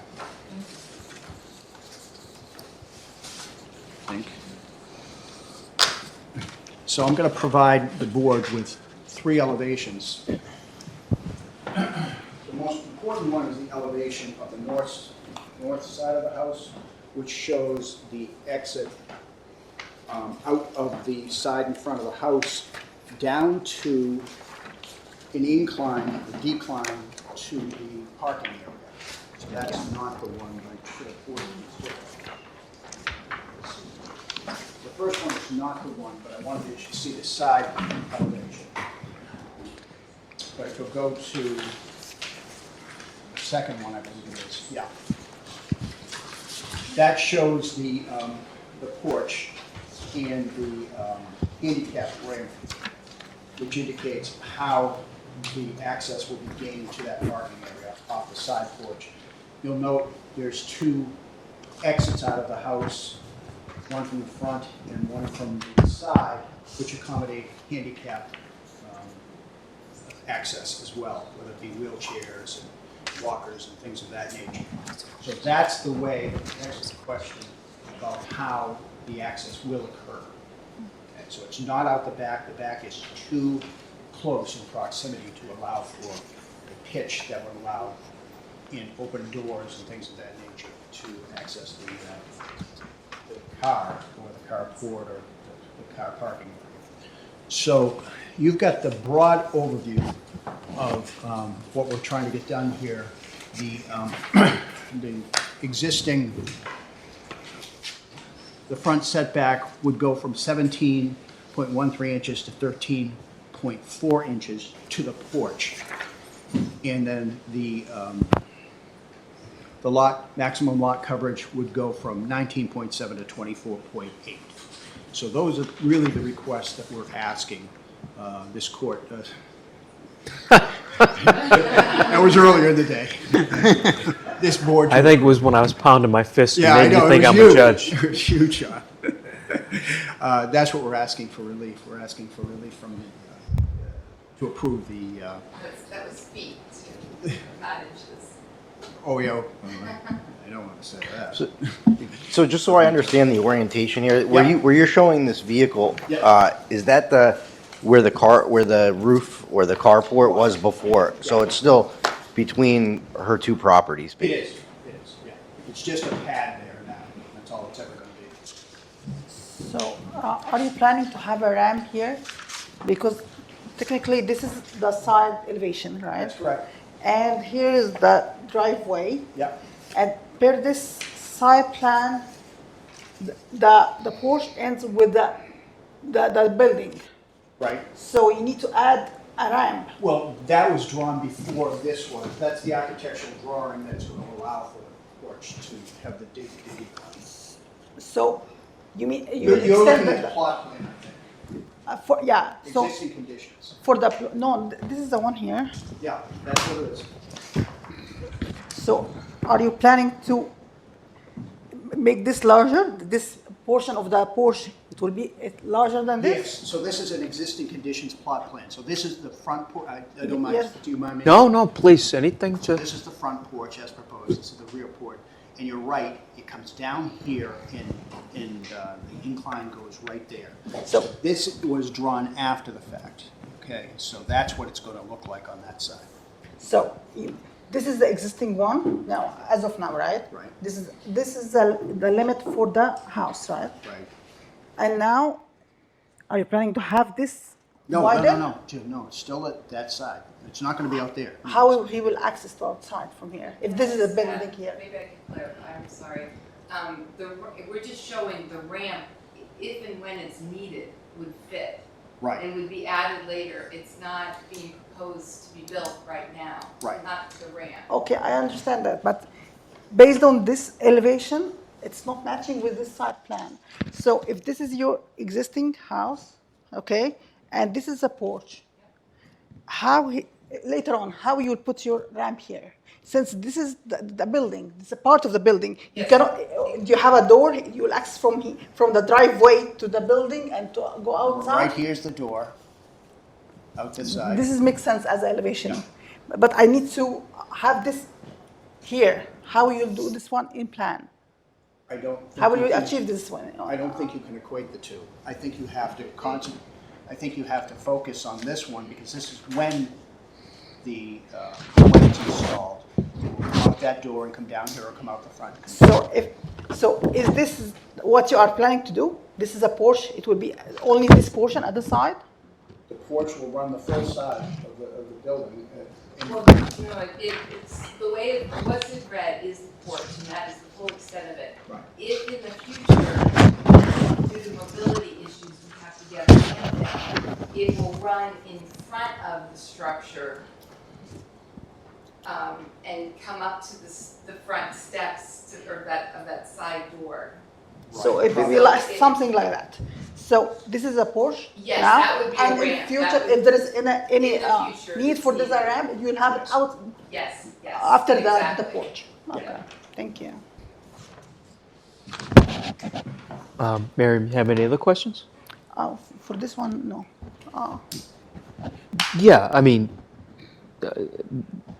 any other questions with respect to this application? Yes, and also, based on this one, in the records, now that we have 884 square feet for the house. And now there is already addition to this house, right? Right. What is the new square feet, the square feet for this? What was the number? Of the finished square footage. After inside. this addition, what is the new square feet for the new building as a whole? Well, the numbers After the addition. that are written on that plan, it's, it may be hard to read, but that is an as-built because it is existing now. Everything exists right now except for the porch. So the final square footage of the house will probably be around, it's gonna be, it's the second floor is all sloped roof, so I don't know how much of it's gonna be considered actual living space, but it'll be around 1,500 square feet of 1,500. living space Okay. in the house. It's still a very small, by today's standards, home. Right. It was existing, it was 800, I think, Yes. before it was. Right. I'm asking this question because I need to calculate for the areas, since you're already exceeding the lot coverage percentage for this lot. So that's why I'm asking for the area for the new porches and the final area That for area- for the existing structure for the house. Yeah, that area comes to 24.8% from an existing 19.7, or I'm sorry, 18 The maximum lot coverage is 20%, and we're asking for relief to 24.8%. So, so the existing structure, it's 18.7%? No, that's the maximum lot coverage. The existing is 70.9. So 19.7, sorry. existing lot coverage.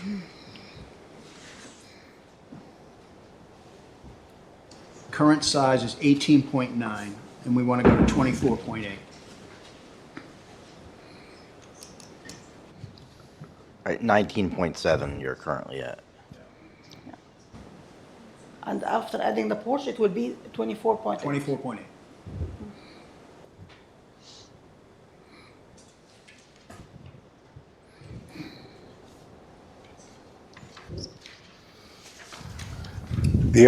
I do have a question. So, I mean, we talked about it being, we could be mincing words here, but we're talking about having a porch. And I know over time, some people would, potentially, this is a woulda, coulda, shoulda, if in the future, say, okay, well, I want to make it a screened-in porch. I want to make, I want to make a glass, whatever type, but to make it more multi-seasonal than fair season.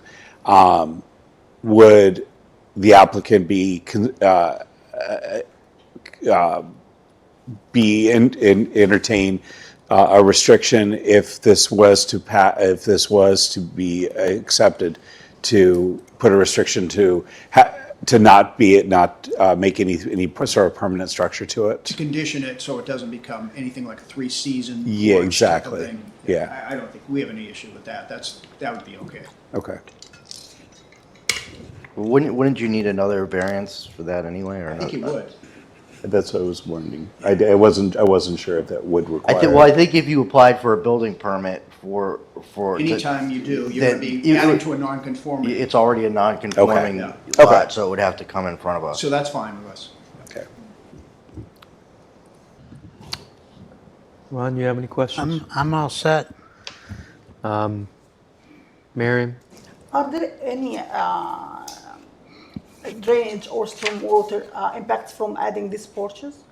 No, it's all been, properly designed, architecturally and engineering-wise. So. I have a couple of questions. The porch, as it's envisioned today, is it the same dimensions as the porch as it was envisioned when the original application was submitted? With the exception of the addition of the handicap access, yes. Okay. But I just want... Dimensions? The dimensions, in other Yeah, words, I think it's the generally dimensions of the the porch on this plan are the same as the dimensions of the porch Yes. as originally proposed. Yes, So the coverage area for the porch as originally proposed is the same That's as the correct. coverage area now. That's correct. It hasn't been enlarged. that's correct. It has not. No, nothing's grown. Everything's shrunk. Right. Right. So that what has really changed in the project is the fact that we're not putting a garage in the back, and there's just the... Well, that and the handicapped access Right. capabilities, I think, are the two key. And I wanted to focus, obviously, on the fact that this would be the only area you could do that accommodation in. But yes, that's Right. correct. But the handicapped access isn't going to increase No, not at all. Okay, okay. Any other questions by any members of the board? Are there any questions or comments that any members of the public want to make?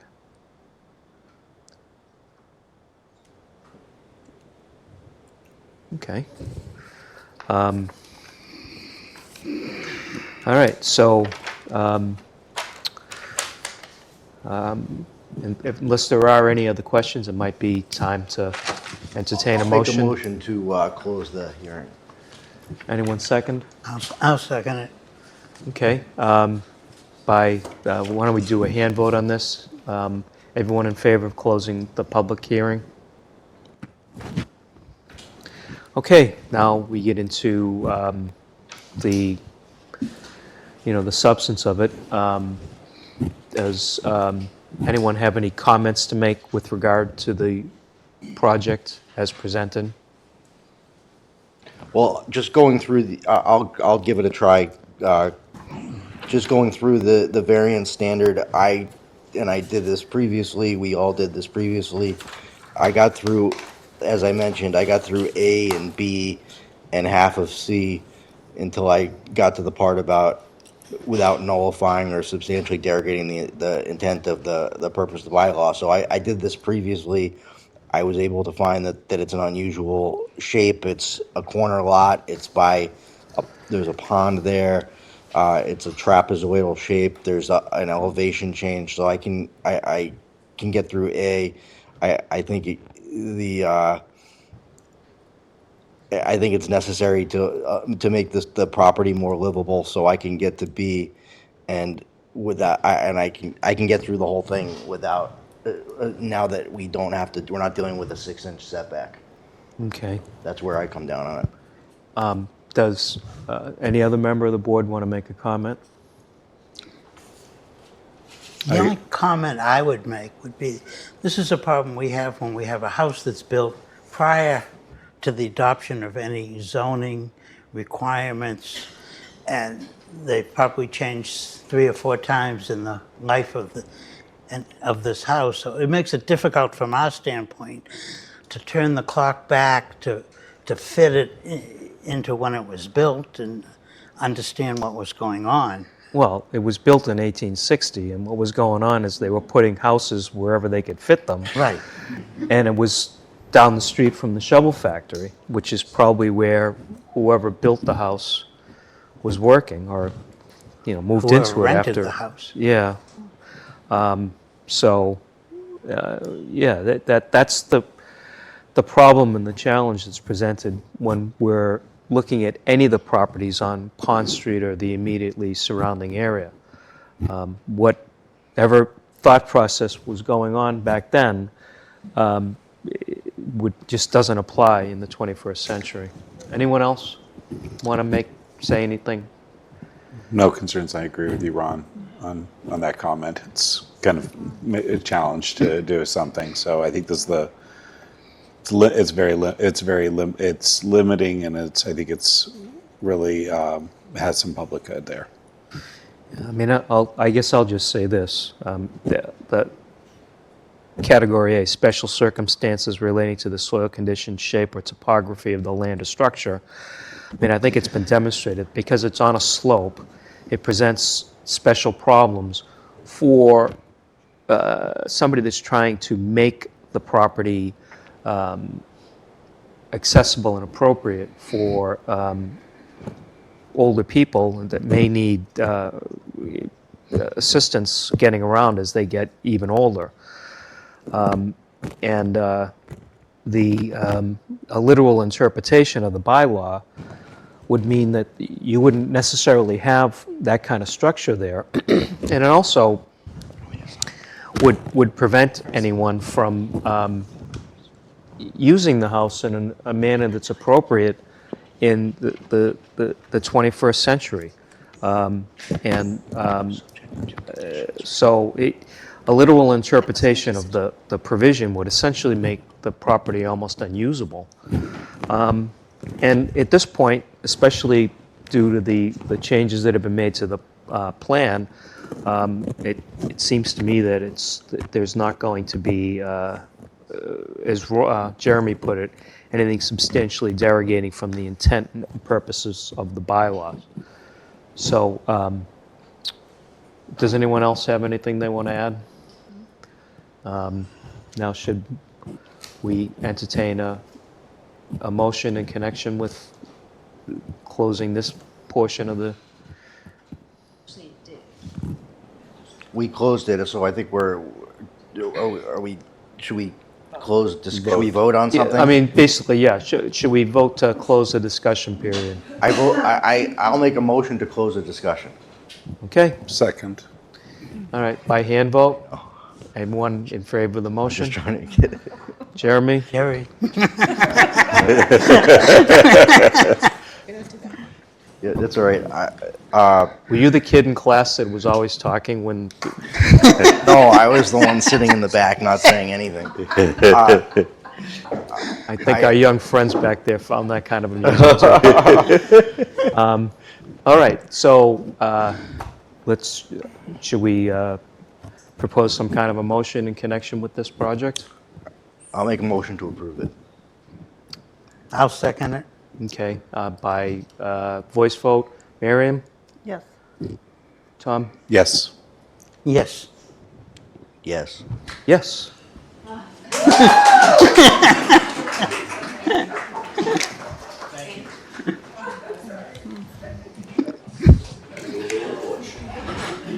And that one too. So 60 wait, this is 65. This is Brent. I know you got to be mad at me. I'm tired. I know, I know. That's really It's my bedtime. Me too. like because I was trying to figure out how to like get the mapping What's and that? try to understand it myself. Actually, it's my job. Now we move to a different area of town? Now we move to a different area. So Oh, Maybe this information. how can, I need to just understand what Tell you're them to sign these two. putting here. yeah, Take care. yeah. Have them to sign these two. Here, I'll just take these like this. We just need you to sign. No date. Just sign. No date, just sign. All right, would you like me to read in the next one?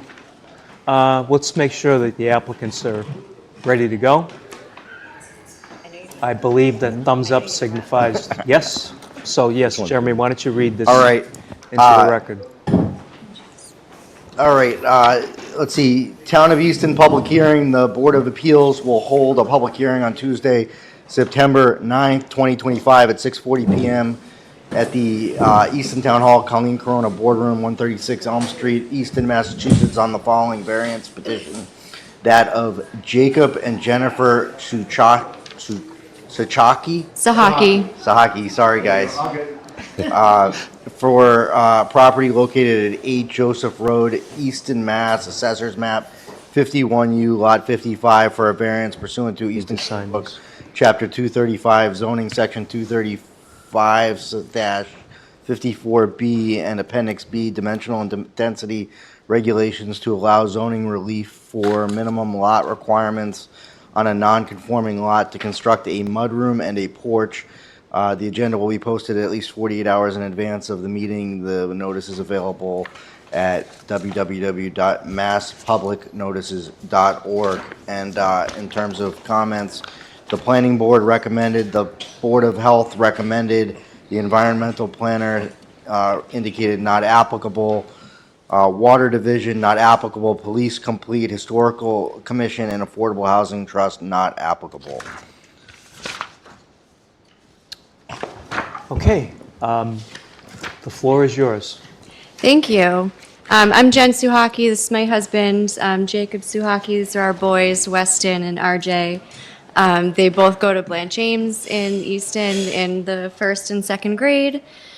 We live at 8 Joseph Road in Easton. We bought our house in 2016.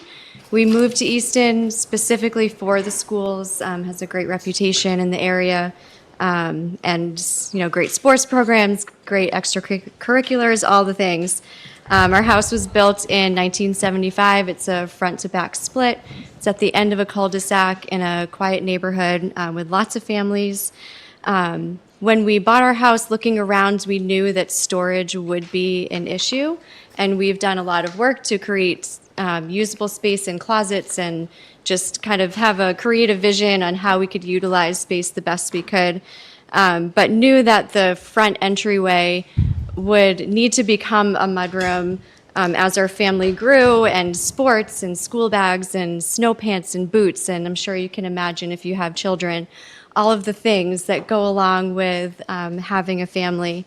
When we closed on our home, there was no mention of what the frontage rulings were or that we would require a variance to have a mudroom. So we've just been planning and saving for the last 9 years to put on this addition so that our family could function in a way that was going to be suitable for us.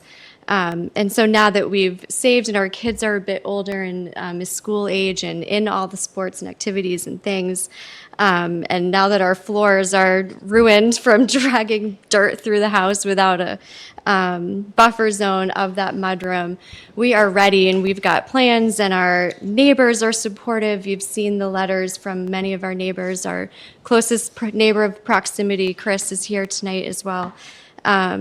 And so now all we need is your permission, and our contractor is here to explain the plans and what that will all look like.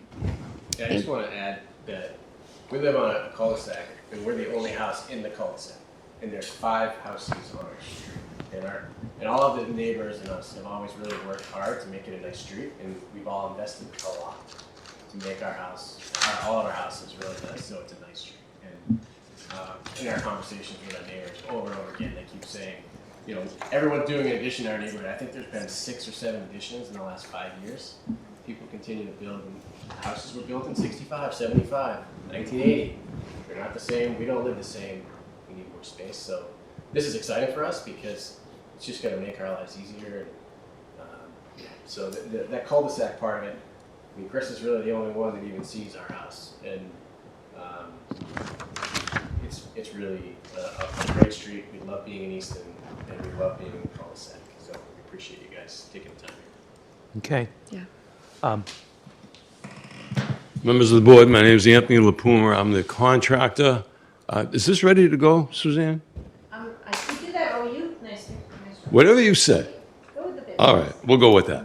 Okay. As you know, as I said, the house was built in 1975 when the setback was 20 feet.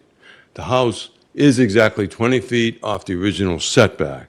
Since that time, it's been increased to 25 feet, so now the entire home is non-conforming use. The plan is based on, I'll start with this one. Just a couple of pictures of the existing conditions. When you look at this, you'll see the small vestibule for access. As a contractor, I looked at that and said, now, why would anybody do that? Why didn't they run that all the way across the front at the time and make it a mudroom like it should be? They didn't. That was their plan. When I did an as-built, I did an existing conditions plan, I did a proposed plan, and I have them here. If you'd like to view them, I can hand them around. I apologize. If she likes my plans, we'll use them. I'm just kidding. Here's a copy of the original as-built from 1975. If you want to hand that around, however you want to do it. If I knew I would have done handouts, I apologize. Oh, that's all right. I'll try to not take up too much of your time. There you go. This is existing conditions today. That's the leach Cul-de-sac. Right. That's the leach field, so Yeah, that's the because house. it's, It's Just big enough for a 1975. fire truck to turn around. right. Built in 1975. So was I.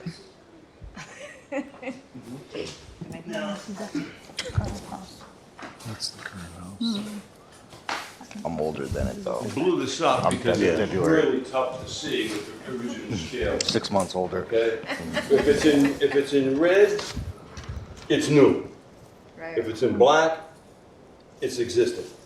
And one of the things you want to pay attention to here is, ironically, the original house, the front stairs are 16 feet off the street.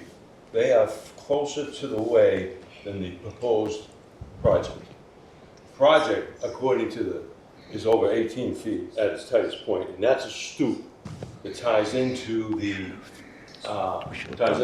deck. Depending on where you are and what town you're in, front stairs normally won't matter. In this case, I would say because it ties into the deck, it matters as part of the frontage. In other words, the front stairs don't. And ironically, you've got to have cul-de-sacs on dead ends because you want your first responders to be able to get in and get out. If I was in one in there, I wouldn't want them doing 3-point turns while I'm having my heart attack. So we understand the necessity of it. The irony becomes, and Mr. Duffy can attest to this as well, is that if you come down the straight barrel of the house, of the road, and discount this, they're over 40 feet off the way, off the original straightway. They're further back than you are, right, Mr. Duffy? So in effect, and Mr. Duffy's the only true, what we call him about it. He's the only one who was up in this. And you were there when the house was built because it's a familiar home, correct? Yeah, so he's been there. He can attest to whether I'm telling the truth or not, because he knows it. He knows the history. All right, just, again, because I'm a lawyer, we're supposed to have everybody identify themselves. Could you just stand up and give your name and address, please? Yeah, my name is Chris Duffy. I'm at 4 Joseph Road in South Easton. Okay, thank you. That's all I need at this time. Thank you. Formality. What's that? I want to make sure everyone is. Yeah. The drawings of what we've got.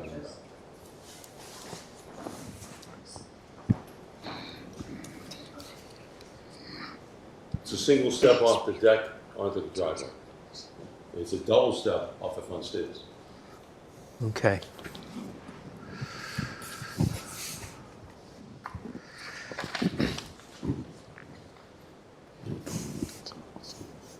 This is existing. Here, so you remove the old vestibule.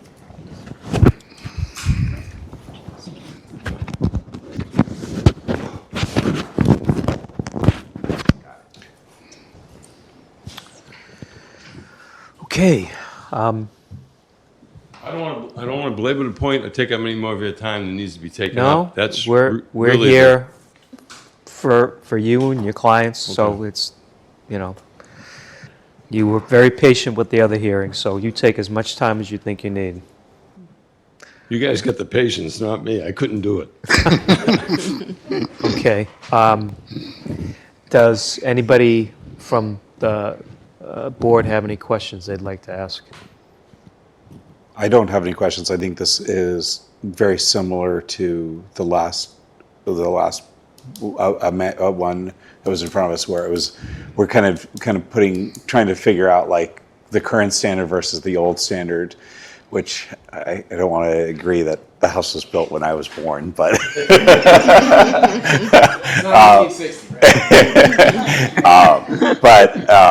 it's off to the side, and I don't see. We just like being off to the side and being ability to it. I don't see any issues with it. And anyone else?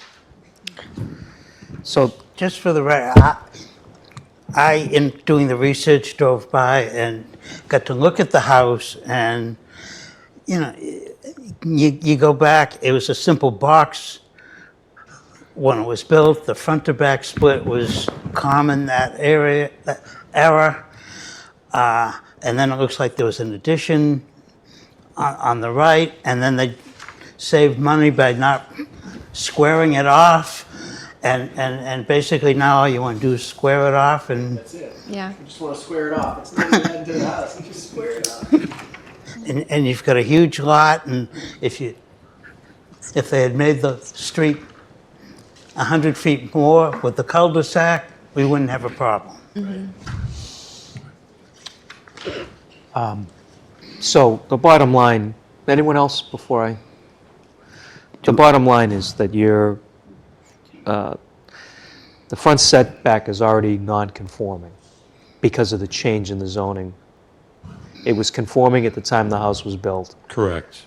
The change in the zoning made it non-conforming.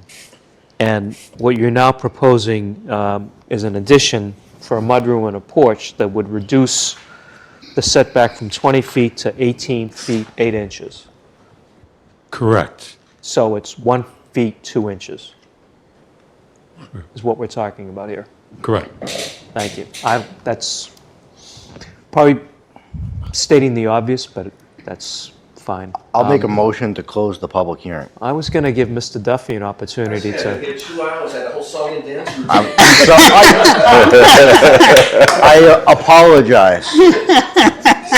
I thought you were No, done. because I came here, we didn't know obviously the tenor of the meeting, what it was going to be, so I'm glad to support Jake and the addition. I mean, I was actually born in the house I live in now, 1967.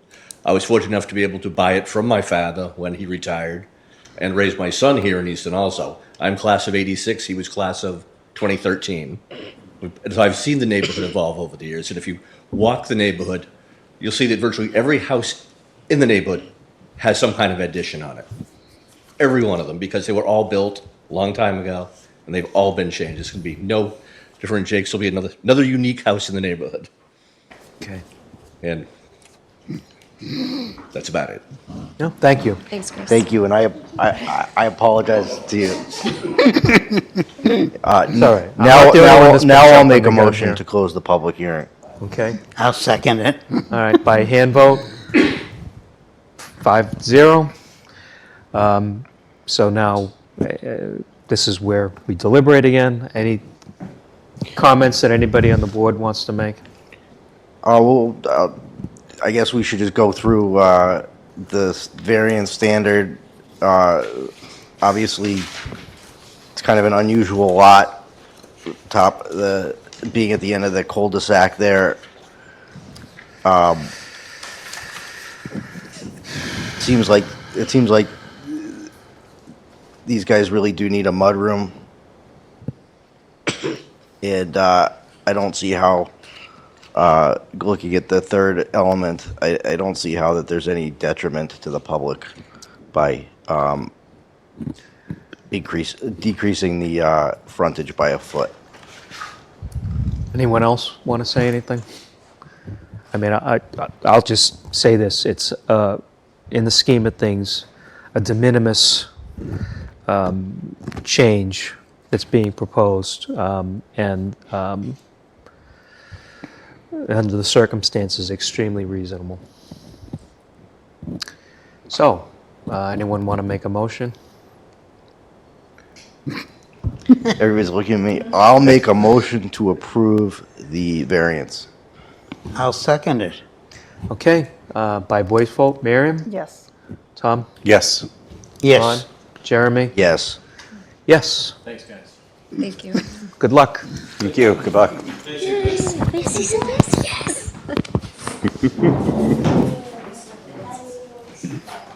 This way, this way.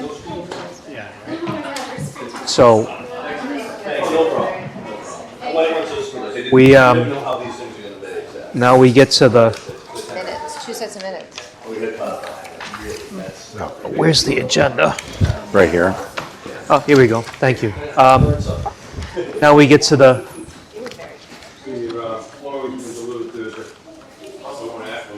Thank you very much. you're welcome. Really appreciate it. Thank you. Good luck. Good luck. Now we get part of the business meeting. So now we get to the business meeting portion of the motion, or, excuse me, motion, the business meeting portion of the meeting. We have meeting minutes from August 5, 2025. Yes, I was going to do them one at a time. So the first, has everyone had a chance to look at them? Yes. Okay. Does anyone want to make a motion with respect to the review and approval of the minutes of the meeting? The first item here from August 5, 2025. I'll make a motion to approve them. I'll second it. Okay. Any comments? Nope. Hand vote? Okay, 5-0. Now, we also have the minutes that were released from the executive session. I think this is kind of unusual, but as the topic of the executive session concerned litigation that was pending against the town or the zoning board of appeals in the land court. That litigation has since been dismissed, which makes it appropriate at this point to, if everyone agrees, approve and release the minutes from the executive session meeting. Has everyone had a chance to look at those? Yes. Any questions or comments? Anyone want to make a motion? Move to accept the Board of Appeals executive session meeting minutes from August 5th, 2025. Anyone want a second? I'll second it. Jeremy, you look like you want to say something. I didn't know if I heard you saying, are we making, so I guess we have to do, we do a motion to approve them, right? Which is what we're doing now. Yeah. Which I concur, approve them. And then was there something about releasing them or? Oh, that's how it's written on the agenda. Oh, I okay. mean, it's just, in other, You could do approve and release, because this came from the attorney. right. You want to try and make the motion to say approve and release? That's what I thought, well, I thought that was how Tom articulated it, right? Yeah, I went to accept the minutes of the executive session. So I assume once it is accepted, it can be released. Well, why don't we just, to make sure that we're doing this? Do two Do motions. two motions? No. Well, sure. I mean- I don't think it's necessary, but I mean, is it just governed by town statute once we approve it? yeah, we're going to approve and release. Yeah. That's, So it's one thing, one Right. thing to do it all. Okay.